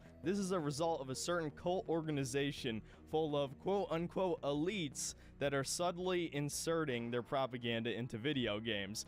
There's all sorts of little nuggets of wokeness, like Paya now having a giant brown boyfriend who looks like a Giga Chad in comparison to Link, despite the fact she was thirsting for his dick in the last one. Not to mention the quote-unquote subtle homosexual imagery from Breath of the Wild has been expanded even further in this one, and I already know people are gonna say I'm reading into it and no kid's gonna see this shit, but that's exactly how you desensitize people and how you... Okay, you understand. You understand how fucking stupid this guy is and how he's out of, he has, oh god. He is my favorite one of these guys because he does it for love of the game. He's just a pure dumbass hater. No agenda. He's just fucking stupid. But yes, this man, this guy, Synthetic Man, she is a mod for him. Synthetic Man, Kirsha.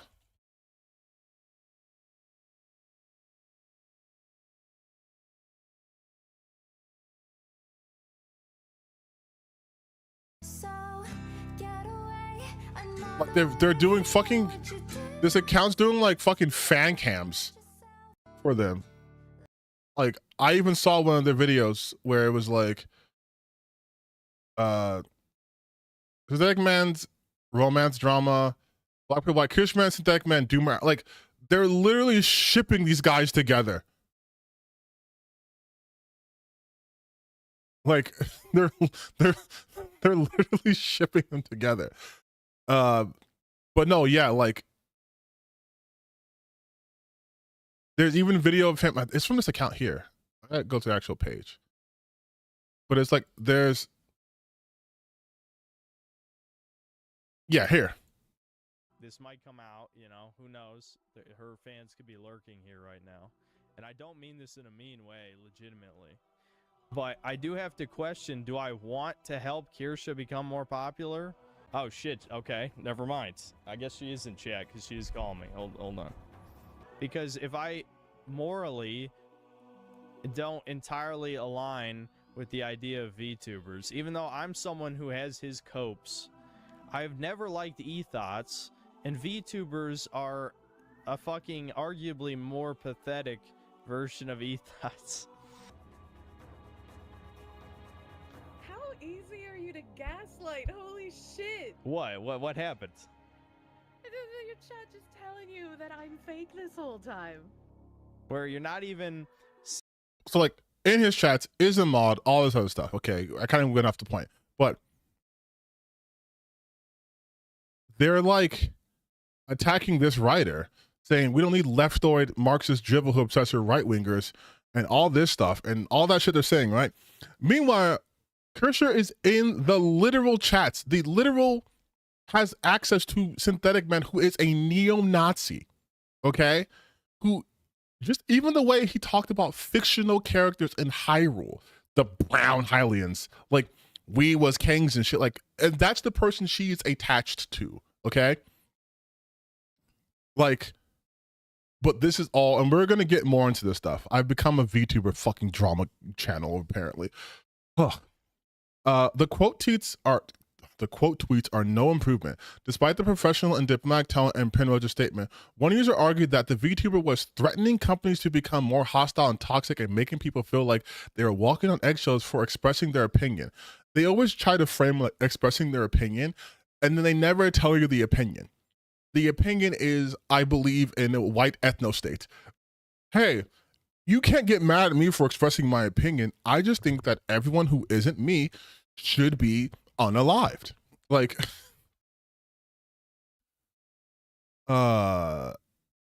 Another suggested Penrose wanted gamer subs to engage in cancel culture. A third criticized Penrose for siding with Twitter freaks and declared her fully R-worded. Bro, look at the comments on this. A concerned VTuber fan wrote, quote tweeting Penrose, "The VTuber scene has absolutely been infested with right-wing weirdos, actively defending a VTuber that spouts the great placement theory and is just bigoted from head to toe. What happened to the community I loved? Anime fans happened. Incels happened. Velour CEOs hates..." Okay, I'm not going to read that out. I don't want any in Velour, a 4chan user wrote, April 4th, 2025, "I don't want them to interact with the talents even, and no collabs either." There was a thread on 4chan's virtual tuber image board. I mean, Jesus Christ, going to 4... I mean, I guess YouTube, I guess Twitter and 4chan the same at this point, but holy shit, dude. Like, image board dedicated to NSF voice acting agency Velour. The recurring thread called Badge has since moved to one of 8chan's successors, but before the transfer, one Anon espoused their intense feelings on trans talent in VA lore. No trans women, no trans people, period. Transgender talent could not be allowed in Velour, as trans voice actors could contaminate the company's talent. Besides the Anon wrote, the audience is broadly not interested or is hostile to some degree. I don't care if they sound feminine. By the way, the whole containment, social contagion thing is such fucking bigotry shit. Like, we don't have enough time to break all that, but I don't care if they sound feminine. I don't want them, and knowing they would be in private DMs hanging out with my Oshi, the poster said, Oshi is a VTubing term used to refer to one's favorite VTuber, their idol. I don't want my Oshi in a position to be compromised, even if I know that she is wonderful and loyal, because it makes me uncomfortable and insecure, especially if she turns out the worst comes to pass and it's just an act, and that they were a sex pest freak that tries to get into the talent's panties. What? Did I just have an aneurysm? Did I just have a stroke live? I don't want my Oshi hanging out with them. I don't want my Oshi in a position to be compromised, even if I know that she is wonderful and loyal to whom, I don't know, because it makes me uncomfortable and insecure. No one's paying me to do this. No one's paying me to, like, this writer got paid, hopefully, by Vice. I'm doing this for free. No one's paying me to take on this psychic damage. And yet here I sit on a Saturday night, reading about Oshis and how this person doesn't want them to be with a trans person because it makes them insecure. And what if, first off, can we talk about someone's, you know that meme where they're like, on today's episode, the writers barely describes fetish? This is it. Especially if it turns out the worst comes to pass and it was just an act, or that they were a sex pest freak that tries to get into the town's panties. My brother in Christ, I think you need to get checked in. I think it's time for you to get off the internet and go get some grass, whichever kind of grass to touch, grass to smoke, and just hang out there in that area and just really reevaluate what are you doing? What are you doing? It may seem a bit peculiar to focus so heavily on one Anon's rant, but his anxieties over trans talent represent a wider sentiment of bigotry festering across VTubing. One that 4chan has played a welcome home to for quite some time. In June 2024, a lesbian Anon requested ASMR audio suggestions from Velour fans, stressing she is not trans. On May 2024, a Velour fan demanded users stop talking about Futanari content involving the agency's talent, threatening to shitpost a reply saying Velour says no trans hires. In 2025 of January, a user said Velour would be fine as long as the company doesn't hire any transgender people. In 2025, when one user warned Velour attracts a lot of envy and that there are trans people or trans armies seething at them, and Anon responded to Velour's stroney cuddles was in 4chan's corner. Velour CEO hates what the hell? Let you reward you for reading that. Thank you. I appreciate the donation. You guys, again, you don't have to donate, but I appreciate that. But what is this? A man so addicted to porn that he wants to mutilate himself to fill his fantasy. What? We're not even done. We have. Oh, give me a second. I need this. I need more electrolytes.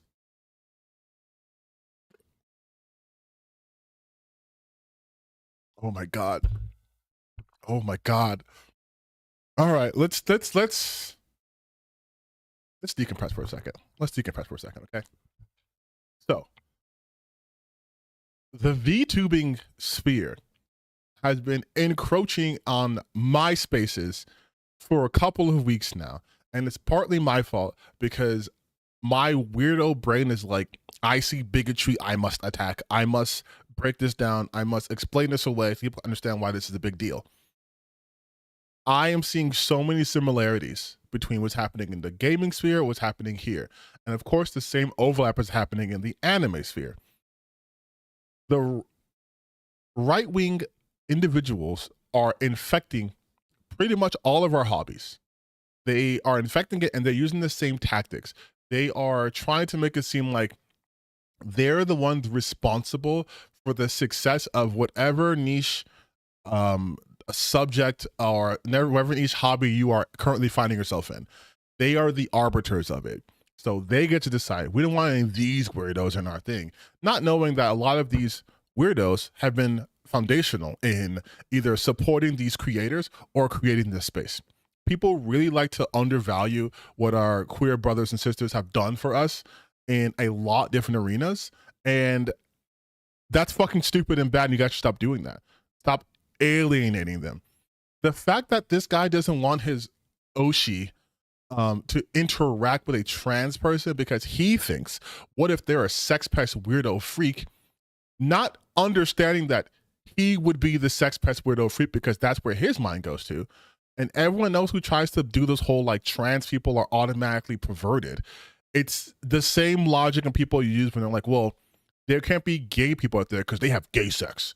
And I'm a straight man, but if I see gay people, I think of them having sex, and I think about guys touching guys and them being big and sweaty and kissing each other, and that's their fault that I'm thinking these thoughts, so they can't be there.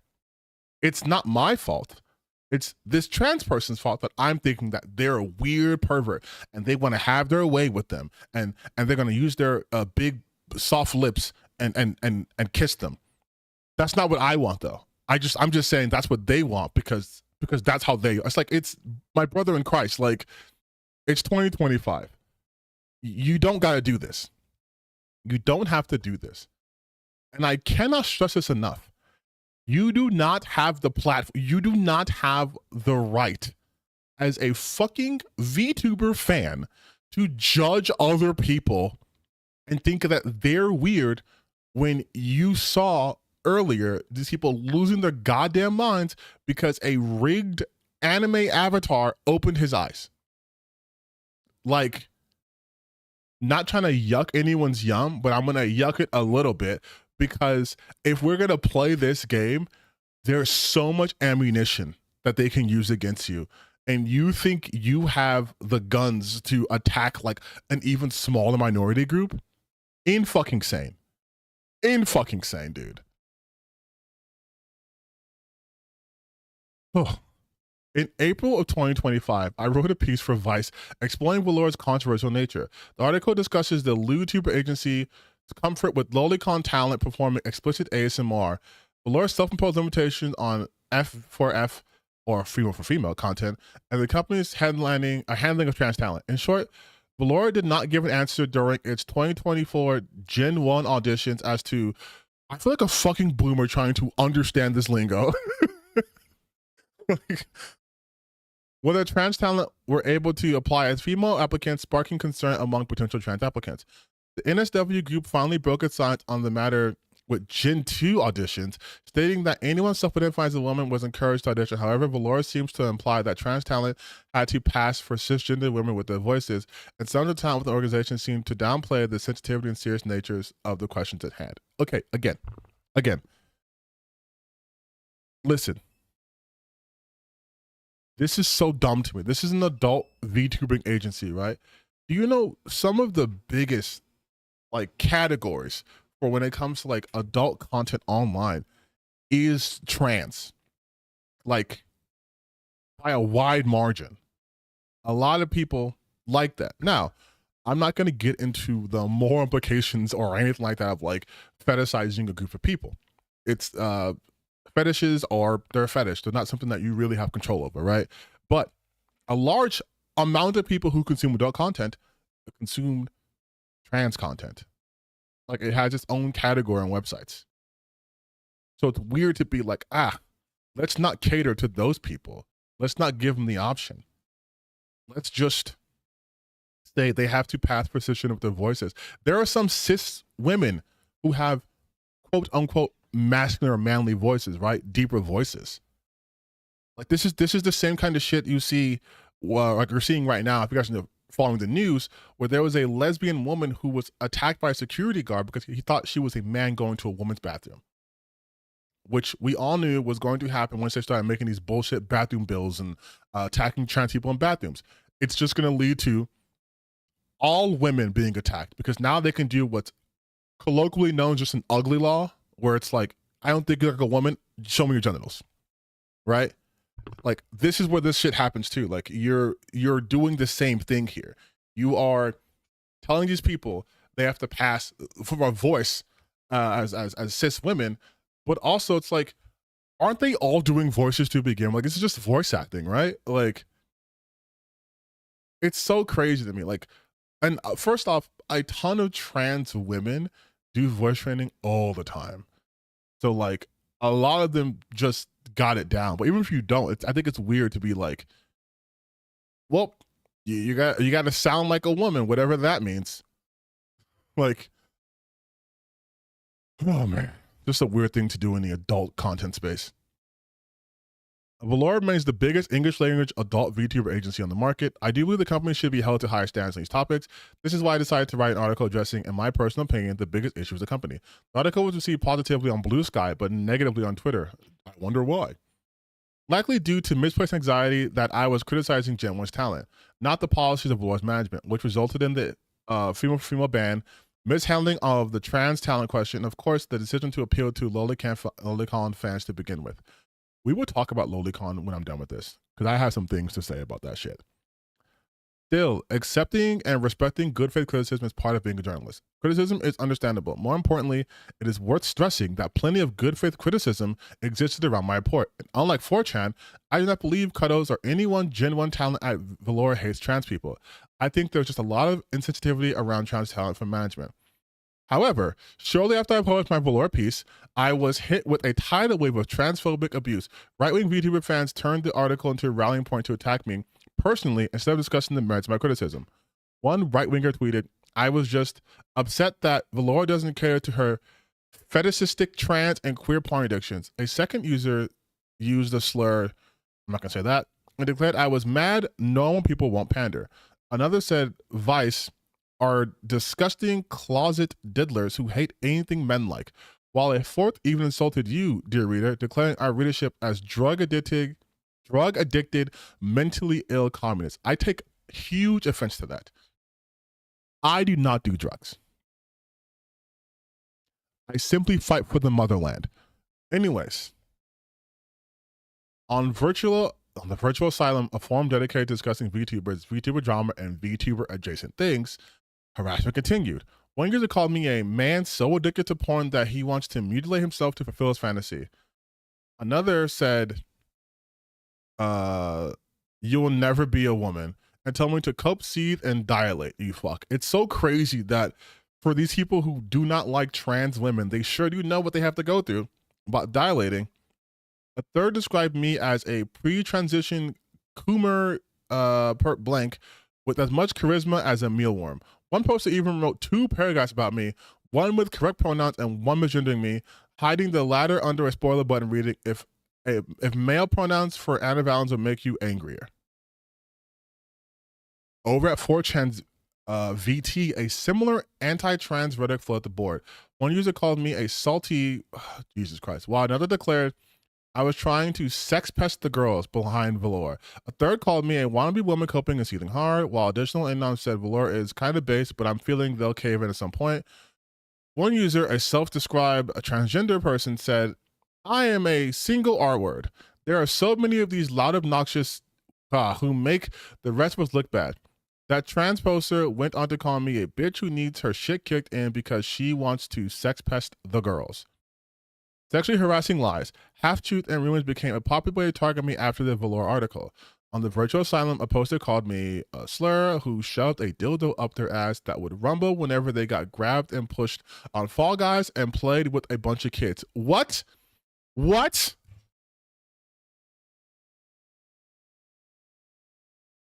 What? Hello?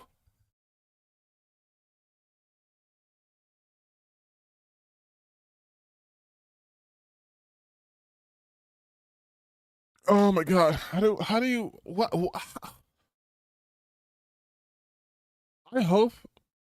I hope these people are like fantasy writers, because what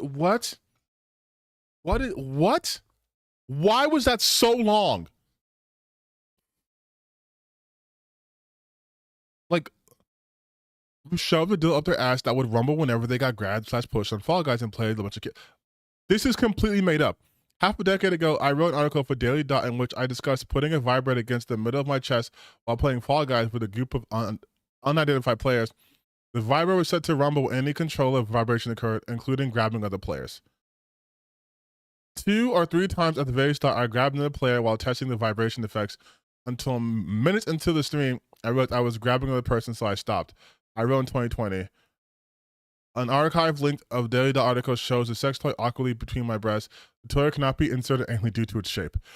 Okay, I'm gonna say this. That is kind of a weird thing to do, though. Like, I don't know why you were doing that to begin with, but I don't know why you did that. That is kind of strange. But holy shit, did they get the information wrong? They added the putting up the ass part. Like that, again, the projection happening here. It's clear why far-right Vtuber fans will spin these tall tales. They allow anti-trans bigots to paint me as a sexual predator and pedophile and thus discredit my writing by character assassination. There's also, I presume, the thrill of choosing a target to sexually harass justifiably. There's lewd and lurid character to the lie, allowing harassers to simultaneously condemn me while fantasizing about my body being sexually penetrated by a vibrating butt plug. I suspect lurid fantasies of anger, jealousy, and envy also permeate, culminating in a strange sexual obsession with me as a trans critic. The exact same right-winger also spread the rumor that I criticized Valor because I applied for his gym auditions and was rejected, concluding they don't pass and thus was the reason they got rejected. This erroneous claim spread like wildfire across English VTubing communities, even though I directly stated in 2024 that I refused to audition for Valor, given concerns with agency's radio silence on trans talent. Animosity has since festered across VTubing. Even those who believe I should not have transphobia in my way still demand I lose my job and tell me to go fuck yourself in the bad way, continuing the lewd nature of the harassment. Jesus Christ, dude. And you know what's crazy? This is exactly what happens anytime someone goes against the gamer gooner brain, right? When they go against the grain, when they go against that brain, right? They get attacked like relentlessly. When Alyssa did her thing with Sweet Baby Inc., people used that as a rallying point to attack her for over a year, and still to this day. When like Anita Sarkeesian and Zoe Quinn, when they were talking about gaming and stuff like that, and they got attacked for years on end, still to this day. These people get these hard-ons for, especially just let's be real, it's women, right? It's women, cis, trans, doesn't matter. They see women, they get misogynistic. And they hold on to the stuff and they start hallucinating things to be mad about. And because if you're on the right, things like facts don't fucking matter. It's literally feelings of facts. It just is allowed to spread. And it affects everything. And then you have these grifters who see how easy it is to get one over on these guys and make money by feeding into it. And add on the fact, the level of anonymity when it comes to VTube, because you don't show your fucking face. It's just whatever you have rigged up. You can say whatever you fucking want. You can say whatever you want. You can say the 14 words. You can say the great replacement theory, all that shit, because it's not your face. And most of these people are doing voices. So it's not even their voice. It's just their avatar saying these things. They can literally project all the worst parts of themselves out onto the internet, and the worst people will latch onto that and they will support them. Because like I've always said, it's easy to be a piece of shit on the internet, and people love the easy route. It's so easy to get online and attack minorities because feeling your baser instincts, that just low-hanging emotional response, is all they need. But they have to continuously do that, right? They have to continuously be in controversy. They have to continuously get clipped. They have to continuously put out slop and put out rage bait so they can be talked about because they don't do anything else. What is the 14 words? It's Nazi shit, bro. It's Nazi shit. 14 words, it's like we have to secure like a future for like our children or some shit like that. I'm not going to quote it, but you can Google the 14 words. There's no doubt in my mind that this backlash changed in the belief that I'm a degenerate transbian with an axe to grind inspired more right-wing VTubers and VTuber fans to engage in transphobia. One right-winger called velour-based because, in his words, trans women are not welcome unless they live and sound like women.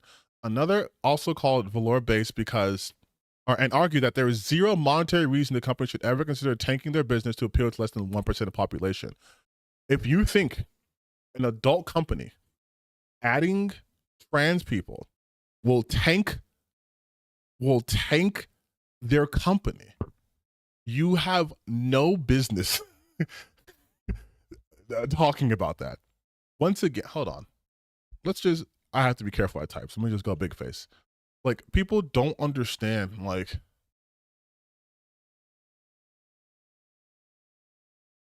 how popular it is. Popular.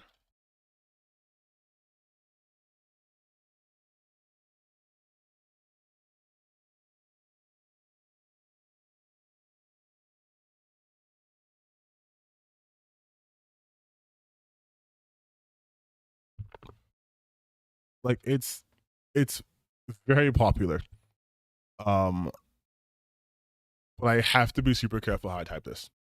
Otherwise, like, I'm gonna get absolutely clapped.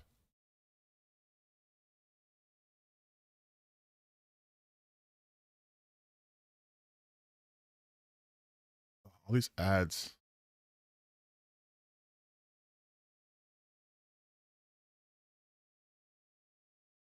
Okay, so according to this site, which I cannot show,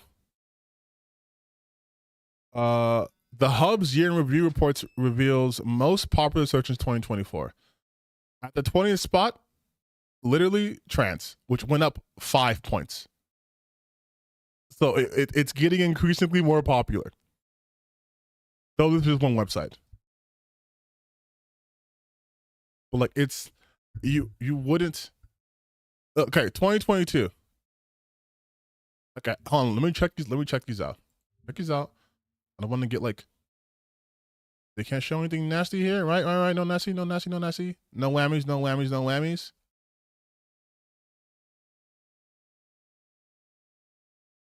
Okay, we're good. So, Mashable, 2023. Boomers are into trans porn. Pornhub's year in review shows. Pornhub can be telling. Take Pornhub's year in review in 2022. The tube giants show that women are increasing on the site watching lesbian porn. This year, the site's 10th time doing this showed that boomers, people consider people 55 and older, are increasingly watching trans porn. In terms of percentage difference in popularity when compared to all other ages, boomers were 58% more interested in transgender porn than younger folks. Like, that's, then you have it here. This is from 2022, almost 3 years ago. Trans porn rose 75% in popularity on the Hub. 75%. 75%. In 2022, under the transgender category, it increased the popularity by 75% to become the 7th most popular category worldwide and the 3rd most popular in the US. So again, I do not think adding trans people to your adult agency would tank the company. Because that's always how it works. The more people are like against something they consider a sin, the more repressed they are, the more they will seek it out. Because in public, they have to be like, that's disgusting, that's a sin, I would never do that. Meanwhile, you look up their search history and they can name drop 20 transgender porn stars. Like, that's just how it always works. That's how it always works. Lady doth protest too much, right? How has society progressed so far that now people are unironically asking, what does it mean to sound like a woman? A third VTuber fan concluded. Anxiety over the writer turned into anxiety over trans politics. A Christian VTuber, what? Declared Vice doesn't know what a female is, and a female is a biological woman. That's what a trans person, you kept it on no science. Said VTuber previously harassed Roblox player by saying being gay is a sin. VTuber podcast Under the Tea, popular with right-wing fans, hosted an episode of Valor articles, hosted an episode on the Valor article filled with chatters laundering homophobic and transphobic beliefs. One user claimed butch lesbians are basically female drag queens. Another artist said the article featured stupid questions that only a trans could come up with. A third stated of me, this person is a degenerate. One chatter added, because it's a trans person, they don't think about themselves when talking about taste and fetish. I am summarized. I am, my brain is fucking faulting right now. I can't even speak properly. How is a butch lesbian a drag queen? Basically female drag queens. This sentence makes no sense because female drag queens would mean that there are women who are dressing up as men. Like that's what that means. Like that's what that means, right? That's not, I don't think they understand what they're talking about. Would it be mean for me to say that the Lord doesn't want to chance having autogenophilics? Oh my God. Referring to the transmogrification belief that transgender lesbians are men attracted to the idea of being with and being another woman. The aforementioned right-winger who claimed I shoved a dildo up my ass while playing Fall Guys also appeared in the stream, arguing that trans people only try to invade space they are not welcome in to try to make people bend over for you. He commented heavily throughout the stream, expressing his eagerness to create a Blue Sky account as there is good content to be farmed there. The implications of his intentions are obvious. The implication is obvious to his intentions. Kirscher also fired a signal flare for her own community, attracting a transphobic feeding frenzy in her chat while discussing Wood's article. One user declared, if you're a voice actor, no one wants to hear your husky baritone. Another stated, female could include trans men, I suppose, but clearly not trans women. That's such a weird, oh my God. A third argued, queer women don't exist. To which another replied, sadly, people who call themselves queer do exist. Another joke, imagine if they just played the Trump, you'll never be a woman speech. And Fitz said, seeing men and female avatars is repulsive. This statement here is kind of funny to me because that is what Rev says Des is. Like, to my knowledge, Rev says Des is not a trans person. But this is their content, by the way. Hey, what's up, guys? Up here. Like, this is artist's career implodes after community notes exposes whatever. So this is clearly presenting female, right? This is clearly presenting as female. So today we're looking at another Twitter user who effed around and found out, reaped what they have sown, whatever phrase you find best for this. This is a tweet from June 2022. But like this is them. This is them. And this is all they do. I think they used to talk about anime, but now it's just right-wing talking points, right? It's 5 hours ago, 1 day ago, 2 years ago, every day. It's just this stuff. Last of Us and HBO found out trying to science critical drinker. Like, what the fuck are you talking about? We're not going to play a bunch of videos, guys. I think he's a dog shit content creator who just literally reads tweets and that's it. But fully a huge Asmongold fan, red pill, like total fucking loser, right? This is all he does. But again, he will be transphobic as hell, make fun of these people. Yet here's what he does. He's a dude who presents himself as a female VTubing avatar. And then it's just, I just read tweets. He just reads tweets. That's it. Look at all these fucking thumbnails. I can just scroll through. It's all the same. It's all the same. Doesn't even talk about anime. I think they used to talk about anime. We go to the oldest post, for example.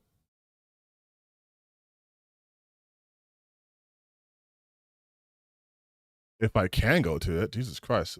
Popular. Oh shit. Maybe on second thought. Maybe they were kind of always a fucking loser. But like, they won't let me go to their oldest. It's weird. There we go. YouTuber hates me, answering and branching stuff.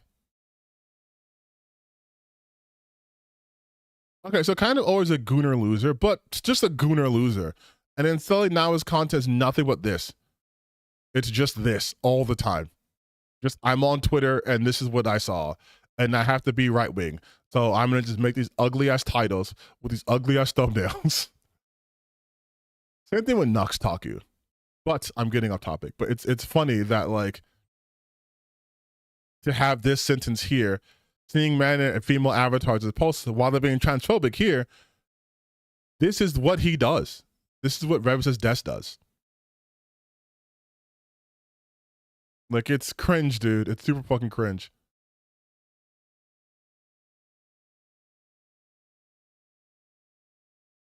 Like, oh, whatever. And we'll also talk about Kirsha again, because she's everywhere. A sixth speculated, Valor probably can't say they don't want trans outright. A seventh quipped about wanting female for female domestic violence ASMR. I didn't think gender discrimination for hiring applies to the entertainment field. Wait, what? I didn't think gender discrimination for hiring applies to the entertainment field. Wouldn't it be, I didn't think gender discrimination for hiring applied to the entertainment field? A Kirsch fan argued. Another said, I was an example of classic tale of AGP extremist throws tantrum. Here, AGP means autogenophile. Once again, autogynophile, sorry. Once again, used to describe trans women as hysterical degenerates obsessed with women's bodies. In one instance, Kirsten cited a website with my dead name, displaying in her entire chat. This also used incorrect pronouns. What the what website would have that? Oh, it's probably fucking like Kiwi Farms or something. As mentioned above, I don't have an innate problem with Kirsha and other VTubers criticizing work, but when the community is filled with transphobia and criticism just so happens to line up with the community's anti-trans bias, when it's done in a way to reinforce harassment already happened within the community, that's different. I have no patience for that, nor should you if you're also a victim of this kind of behavior in VTubing. I don't know, people can take Rev seriously. I don't fucking know either, dude. You guys also just has dumb, awful takes. Why did criticism of my article take on such a loaded political nature? Why did so many right-wingers and VTubers attack my character and usher in a larger conversation on trans people's right to exist in VTubing spaces? Whether it's Kirsha, Under the T, or a bizarrely aggressive right-wing Christian VTuber, these groups are mobilizing their fan bases for more than just criticism. They are using their communities to foster and embrace beliefs like queer women don't exist, trans women aren't women, and that trans people only try to invade space they are not welcome in. Criticism shifted from the article to the person, and from the person to the symbol she represented. Transness, queerness, lesbianism, degeneracy. We are almost done. We're almost done. This is exactly why Ren Penrose was met with such hostility. Yes, partly because of pre-existing tension that dated back to the Valor article, but also because her decision to cut ties with gamer subs was read as intensely political, as a commentary on a larger cultural war happening in VTubing. If this environment isn't confronted, the harassment of myself and others only get worse. One person called for Penrose to end her affiliation with Life due to its association with creators whose views strongly conflict with their own. This is a contrived campaign started by a transgender journalist named Anna Valens that already flopped when she got some random person to disavow Kirsha on stream, but then when she tried to take a lap about it, he told her to fuck off. One user wrote, using parentheses to imply I am Jewish. The transgender manager, who is fucking asexual, Ren Penrose, then decided to bite the R-word bullet. The English VTubing community is at a crossroads. Do we allow this sort of rhetoric to continue? Do we allow the far right to fester in our communities, to hang out in our streams, to spread lewd and lurid lies about marginalized people everywhere they go, holding management, talent, and agencies hostage to their whims? I find the answer shockingly easy here. Agencies can express their full-throat support of trans viewers. VTubers can actively purge bigots from their communities, but time is ticking. It's clear, based on the existence of everything from /VT to the virtual asylum, that this problem is getting worse, not better. And harassment of marginalized fans, creators, and journalists will not go away until its agencies and VTubers set the standard. Enough is enough. Bigotry has no place in VTubing. Let's end the problem before it gets worse. It's already worse, though. It is already worse. Like I said before, I've been keeping up with all this shit happening in the VTuber space, at least in that particular area. And here we go. Here's what Kirsha had to say about. So what's happening now is, just to give you guys a little context here. Do you remember that game, Crime Boss Rockay City? It was a game that had, like, I believe, like, Michael Madsen in it. It's like that weird fucking weird game. You know what I'm talking about? It had like Danny Trejo. And why am I acting like I'm not on the internet? I can just show you guys. It's like this game, right? Crime Boss Rockay City. Apparently, Kirsha was one of these creators attached to it. And they recently dropped her, which I'm like, who fucking cares? No one played the game. Like, no one's playing that game. Like, I think right now, what?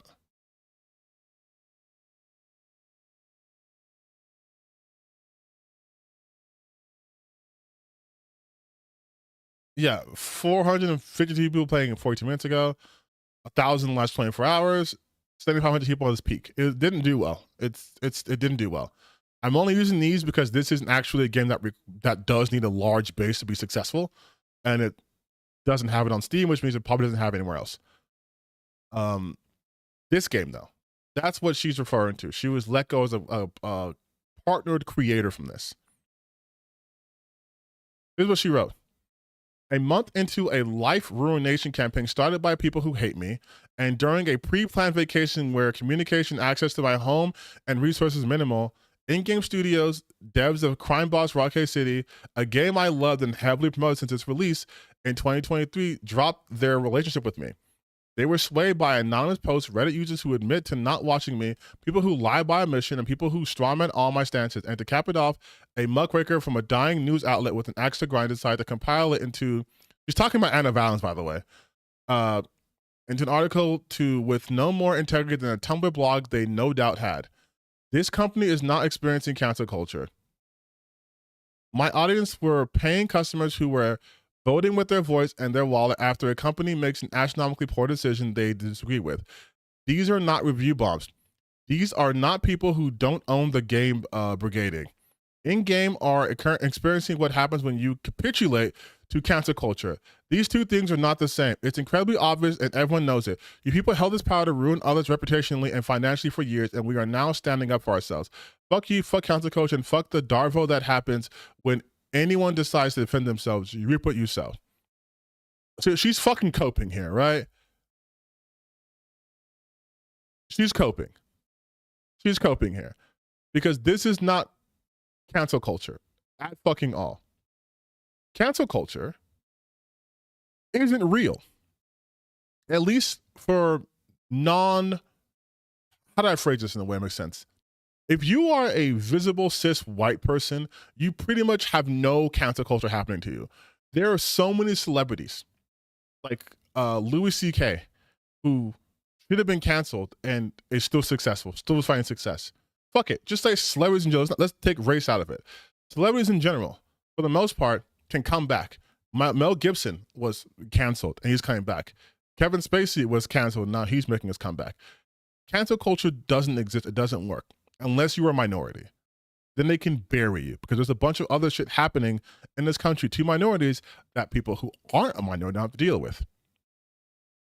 If you're a black person, you probably know this phrase, twice as hard to get half as much, right? So cancel culture for us, very real. For any sort of minority, very real. But for them, no, it's not at all. And on top of that, it is not cancel culture for a company to make a business decision to not want to associate with someone who espouses the fucking great replacement theory.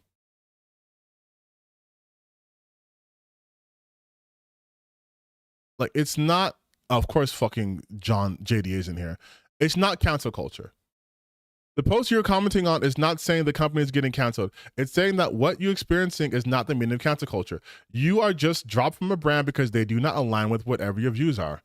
This would happen to anyone, and it's pretty rational action for a business if they don't want to be tied with a certain image.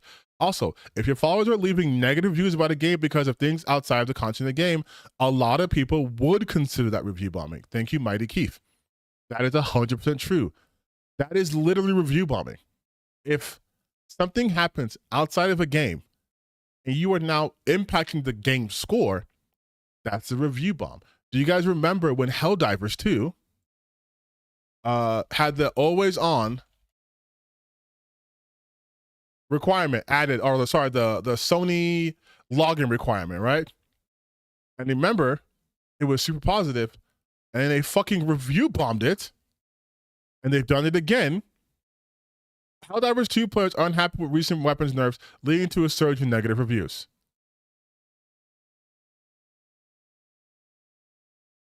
Helldivers 2 is being review bombed yet again.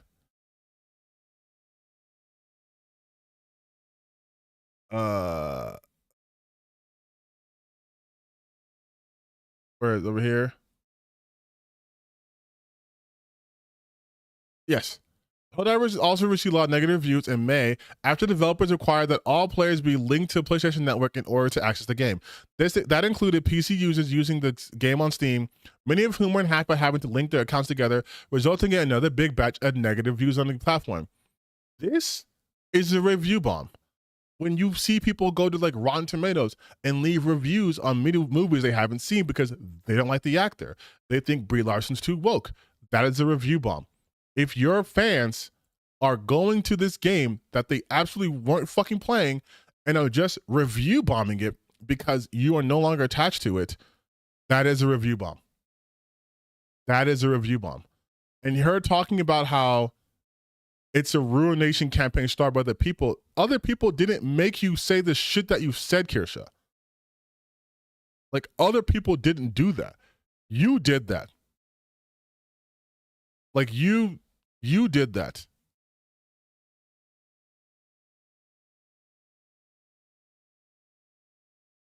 Like, I can't stress this enough. I cannot stress this enough. You did that shit.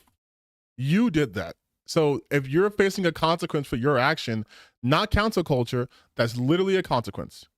You engage in a behavior, you have a consequence. That's what happens. And speaking of Kirsha, another fucking VTuber, you guys know who Nux Taku is, right? Like, this is here. This is Nux.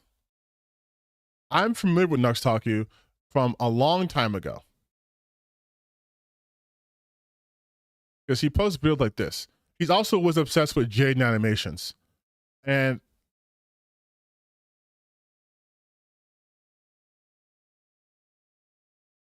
so on his, I guess, anime page, he just does the same. Jesus Christ, it's just the same thumbnail.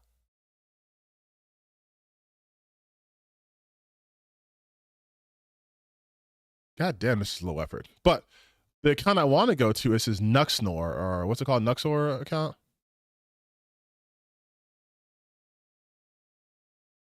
Here's another page. There we go. Now this page, all he fucking does is this. Once again, you have these VTubers, these right-wing VTubers who, and it's the same thing with Rev Says Des, right? Him, Nux, all these fucking right-wing losers. They are now trying to get in on this because it's lower effort than they're used to doing, which means easy work, and it's just slop. It's just slop, dude. Like, think about it. Who wants to go to this anime fucking YouTuber to talk about their political stuff? No one does. Oh, but to react to rage bait shit and be an absolute piece of shit who has no idea what they're talking about? All his titles are just like, this person is 100% fucked. Hassan Piker is 420% fucked. White privilege is officially 100% over.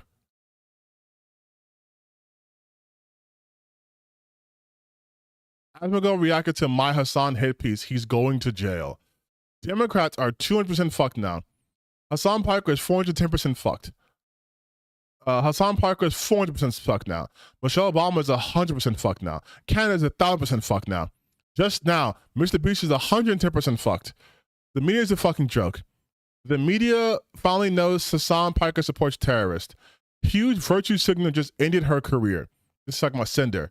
Just now, the trans movement is 100% fucked. It's the same garbage. It's just low bait, low tier garbage.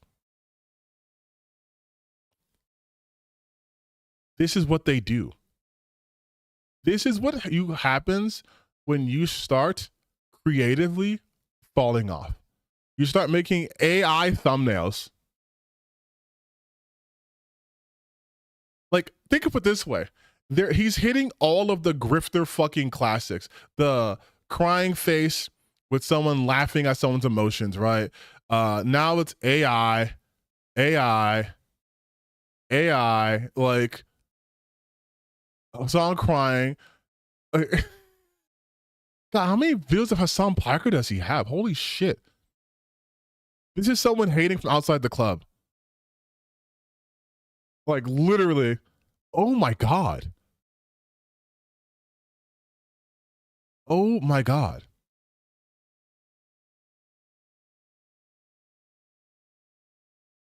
Mind you, his oldest videos were like this.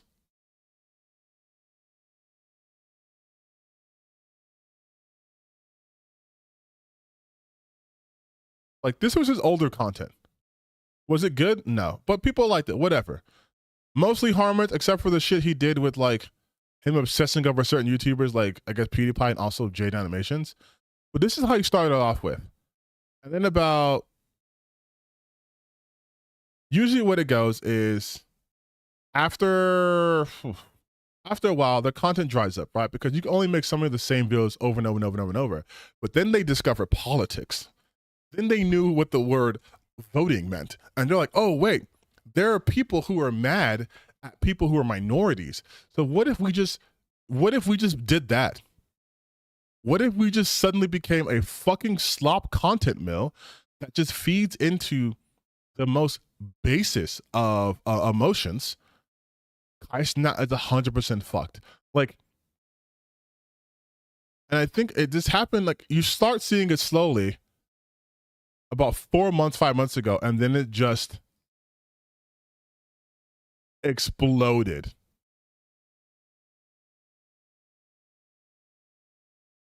Yeah, so basically after, well, I think after Trump got into office, he's changed everything up. Yeah, just him reacting to like one of those Sunny videos. Like, this is, okay, so look. This is what it was just about 8-9 months ago. Random shit, right? Completely random. Random stuff. Mr. B's creative public meltdowns is random shit though, right? No real order to anything. Reacting to apologies, reacting to School Board 9 video, which is probably from the same content creator I watched it from. Disney forced Snow White to apologize. It's humiliating. And then that's 7 months ago. And then you see the switch right. Let's see, right about 4 months ago.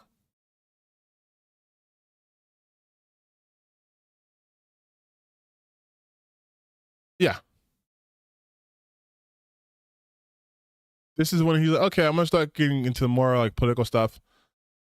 And then he completely switches 3 months ago.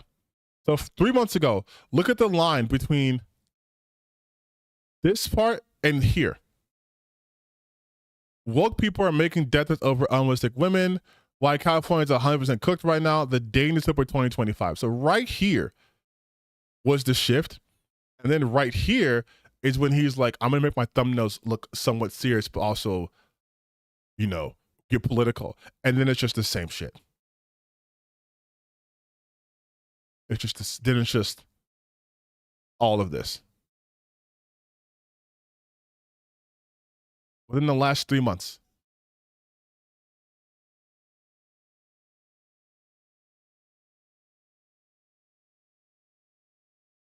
And this is indicative. Same thing with, again, I'll show you again, Rebs' desk. It's the same thing. You had these creators who were into anime and stuff like that, and now it's just, I'm gonna just talk about everything that's about the culture war. That's it.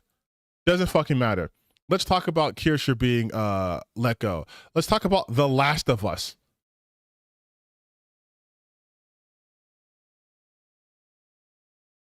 And it's not because HBO just, you know, fucking is overprotective of their IP. It's because they're trying to silence the critical drinker, another right-wing guy.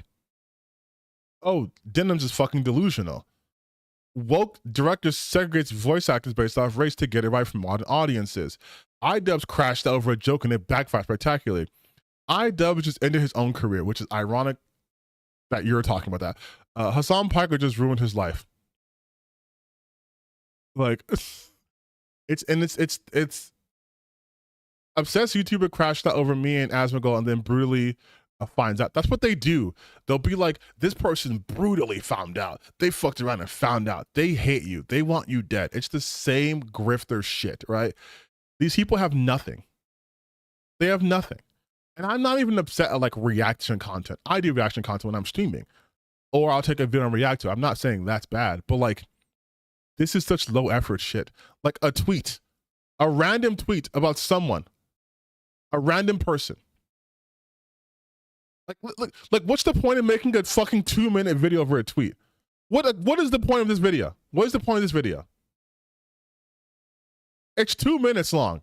Why make it? It's a fucking tweet. It's one tweet. What are you adding? Do you guys remember South of Midnight? This was a Sweet Baby product released officially about a month ago that a lot of people were touting as some gigantic success. No one was saying that. No one was saying that. And their news information is from that Park Place, which you guys know is not credible. That games that work with Sweet Baby are not doomed. That this game was actually doing really, really well and all the chuds are seething about it. Well, it's recently been revealed that this game was downloaded 1 million times on Game Pass. Basically meaning not a lot of retention. In fact, you saw absolutely no... That's not what that means, dumbass. ...presence of this game on streaming platforms. Nobody was streaming this. Nobody was trying to promote this game because they enjoyed it. It silently failed. In fact, the numbers on SteamDB tell a very clear story. This game was a gigantic disaster. 200 in-game players right now. This game was released 1 month ago. Yeah, dude, it's a single player game. This is why I hate you fucking morons so much, you goddamn idiots. You don't even understand gaming. Single player games don't need large numbers. You can get to any time, any fucking time. Anytime. I have South of Midnight. I stream South of Midnight. You can get these any time because it's not dependent on updates and people playing it and maps being installed or anything like that. It doesn't fucking matter. It literally does not fucking matter. It doesn't matter, dude. Like it doesn't matter.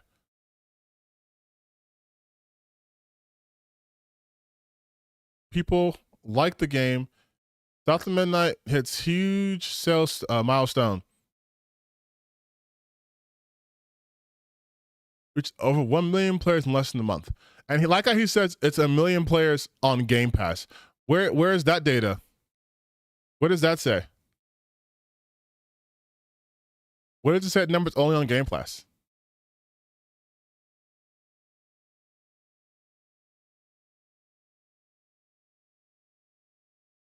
Because you know what other game was also on Game Pass? Expedition 33. And Expedition 33 sold 3 million. Or has 3 million players. Is that only on Game Pass too?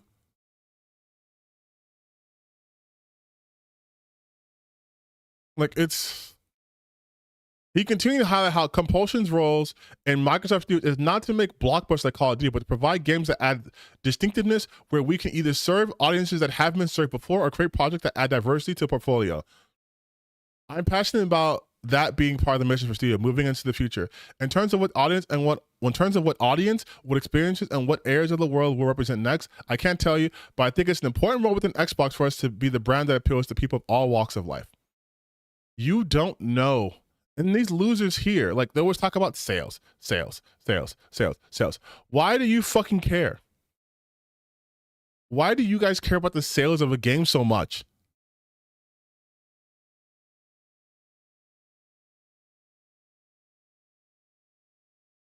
Like, again, even these comments, I'm like, it's always like, oh, well, this game did more. The other game flopped. This game didn't even get 15. Yeah, dude, like, obviously there was more hype around Expedition 33. Like, that's why I hate these guys so fucking much, because they're too stupid to even think about things in like a more logical way. Wait, did I close it out? I thought I had that up here. Yeah. Like, and they don't have anything to back up their data at all. They have nothing to back up their data. 1 million people downloaded the game. 1 million people are playing the game. How many? It's like, bro, like, if it's on Game Pass, then Microsoft either help with the cost, and since it's from the same fucking company, their costs probably weren't that high. So pushing it on Game Pass was helped to diversify Game Pass's portfolio. But also on Steam, all of that is extra. If the game costs, let's say the game costs $20 million to make, right? They did it for the cheap. They did it on the cheap. Even if 500,000 people, let's just do number in half, 500,000 people bought the game for full price, it makes back its money immediately. It makes it back immediately. It's selling for how much is South of Midnight? And it probably costs, honestly, less. It probably costs less than what I said. Okay, so it's $40, which tells you it's an AA title. It's an AA title. These things don't cost that much. The game's not even that long. It's fucking like a couple of hours long. So you're talking about a game that is maybe under 10 hours long, AA, made on the AA budget, not designed to be a big blockbuster game. You don't know what numbers it has to reach. You guys keep using player count for a single player game and talking about, oh, but look at the concurrent count. Look at the concurrency. Look how only 214 people are in the game right now. And I'm not going to tell you what time of day this is. I'm not going to tell you if it's like at fucking 4 a.m. or on a weekend or anything like that. Let's just say 214 like people. The darling of the gaming scene, right? All these journalists, all these shills were doing their best to promote this game, and all they got to show for it is a bunch of downloads on Game Pass. That's all they got. But the actual numbers don't reflect anything, right? You look at Steam. If this game was such a rousing success, it would be reflected on Steam as well. No, it wouldn't. Game Pass or something. Because that's the same shit they said about Assassin's Creed. Something like that, or an equivalent, does not mean that the game shouldn't have any presence on Steam, for example. It should be reflected in the numbers here as well. And you can see from the charts, I mean, it fell on its face instantly, topping out about 1,400 players, immediately falling off a cliff, and now you see it barely getting a few hundred players a day. This game fell flat on its face, and unfortunately, it got bad endorsements. When Sweet Baby is your champion, when all of the usual suspects on Twitter are Hey, Rev, if you see this, you are a fucking moron, and you should never talk about video games in any way, shape, or form, because you can't do the basic work of understanding context. Once again, a single-player game does not need to have 1 million people playing it at once, especially if it's multi-platform. And I know some fucking losers are going to be like, oh, but Black Myth Wukong did, Expedition 33 did. Who do you think had a bigger budget? Who do you think had a bigger marketing presence? What game? People are going to be more excited for a straight-up action game or a Souls-like game in general than are going to be for a game that's very specific about, especially South of Midnight, it's about Black culture in like the South, like in the Bayou area. That isn't going to be a broad appeal game. It's just not. I can say that. It's not going to be that. But the fact that this game even got made and came out and has 1 million people playing it is already a success enough, okay? And you guys want to act like, oh, it's a flop, it's a failure. Hey, Rev, can you show me the internals? Can you show me what the goal they had to hit? Can you show me that? Because I know they like to say, well, this other company revealed their sales. Okay. We've also seen games that have sold millions of copies still considered a financial flop. So what? What does it matter? That's the thing too. They never, ever fucking tell you why it matters. And I will tell you why it matters to these goddamn losers. And yeah, I'm pissed off right now. I hate looking at his face. I'm going to get rid of this. It matters to these people because they don't play fucking video games, okay?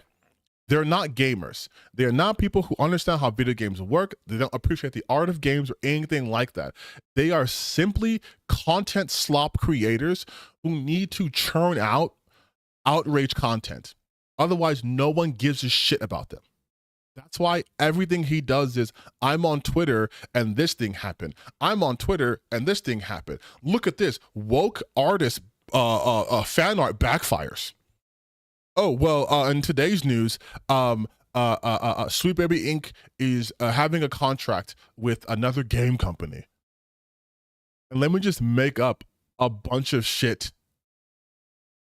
and not back it up and just be like, yeah, but you guys know. They said it was a media darling. Who said that? They said it was they said it was going to be the biggest success of all time. They said this was going to end racism. They said it's always they. Like I said in that legendary job video, it's always they. It's always fucking nebulous because they have no facts. They have no facts. The fact that they're relying on that Park Place, and that Park Place article is 1 month after it's released, no one's playing Sweet Baby Inc. South of Midnight. You can't even prove that? Like, it's hilarious to me. What single player game lives or dies by how many people are currently playing it? They never talk about how many people have the game, how many people purchase the game. It's how many people are playing this game right now. Like, you could do that with so many other games. You could do that with so many fucking games, dude. And be like, oh, it's a flop. It's a flop now because 1 billion people were playing it two months ago, but now only 40 billion people are playing. It's like, yeah, dude, like, it's numbers fluctuate. It doesn't matter. It doesn't matter, like, at all, for a single player game. It just doesn't fucking matter. I can buy it and play it whenever I want. Whenever I want.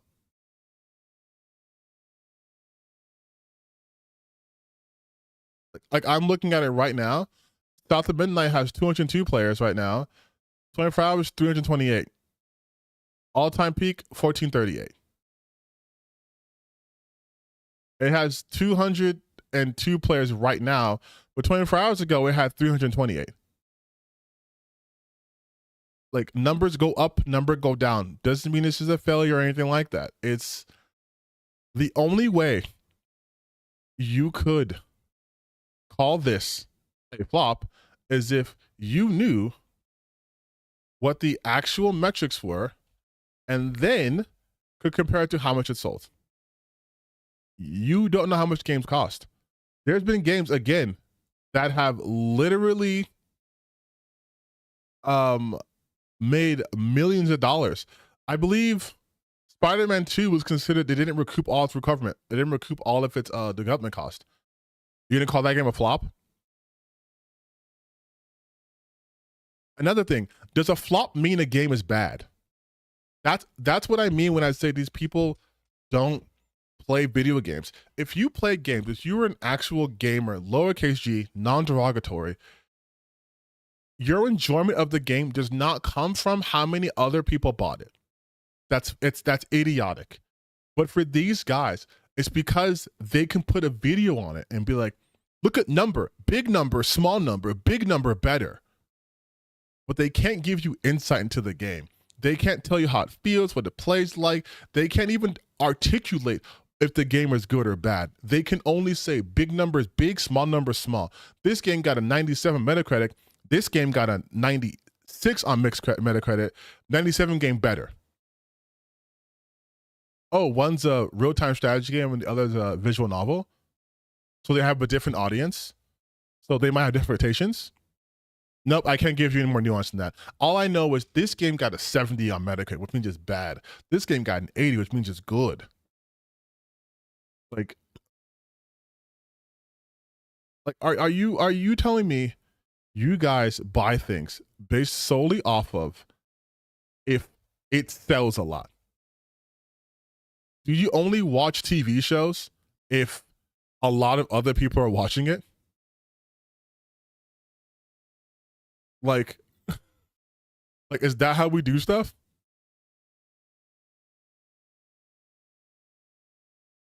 In fact, I hope your Cam got a beatdown like that anti-piracy ad in episode of the Boondocks where they were stealing movies. I don't know what's happening in my comment section. But like, also too, yeah, they're not going to talk about, oh, maybe a bigger game dropped during that time. Like, it's, again, perfect example, right? Grand Theft Auto 6, GTA 6, just the mere idea of it coming out,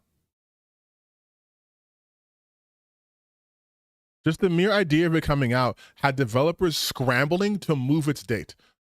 Doesn't matter what the quality of the game is. Let's say Expedition 33 comes out and then Grand Theft Auto 6 comes out, right? And Grand Theft Auto 6 eats up everyone's attention. And Expedition 33 doesn't get the numbers it got right now. Does that now make Expedition 33 a bad game? Is the music not still a banger? Is the turn-based combat not still exhilarating? Is the story still not a hook, engaging? What does it matter? You are not an investor. You are not purchasing stock in this game. It is quite simply, do you enjoy the game, yes or no? What does it matter? What does it matter? Oh, this game was a flop. Okay, I still like it. It still got made. People are still playing it. What else you got? Nothing. So you're making your 1,000th video on why Hassan is 100% fucked. Or this random tweet I saw, which I think is considered woke, so I can talk about it. You made a 2-minute video on the tweet. You didn't even show the article that's being referenced in the tweet. You literally just saw the tweet and were like, yeah, I'll make a video on this. And my video has zero additional content. There's no extra context you're missing out. You could just read the tweet and be like, okay. Yeah. These fucking VTubers gonna be the goddamn death of me, you guys. But hold on. Imagine the critical drinker should have viewed Thunderbolts and everyone I sub to. The critical drinker is not a good critic. He's a fucking moron. He views everything through a myopic lens of wokeness. That's it. That's why his own shit was also considered woke by his audience, and he had to lie. And he originally released it as a movie, Rogue Elements, but now it's considered a film concept, right? And now he wants to raise money for it again. But you guys, I have to end the stream. today. I'm not going to stream for too long. Almost doing 3 hours. So next week, I'll do a longer stream. This is kind of just a short whatever stream. I'm going to end the stream now though. So go watch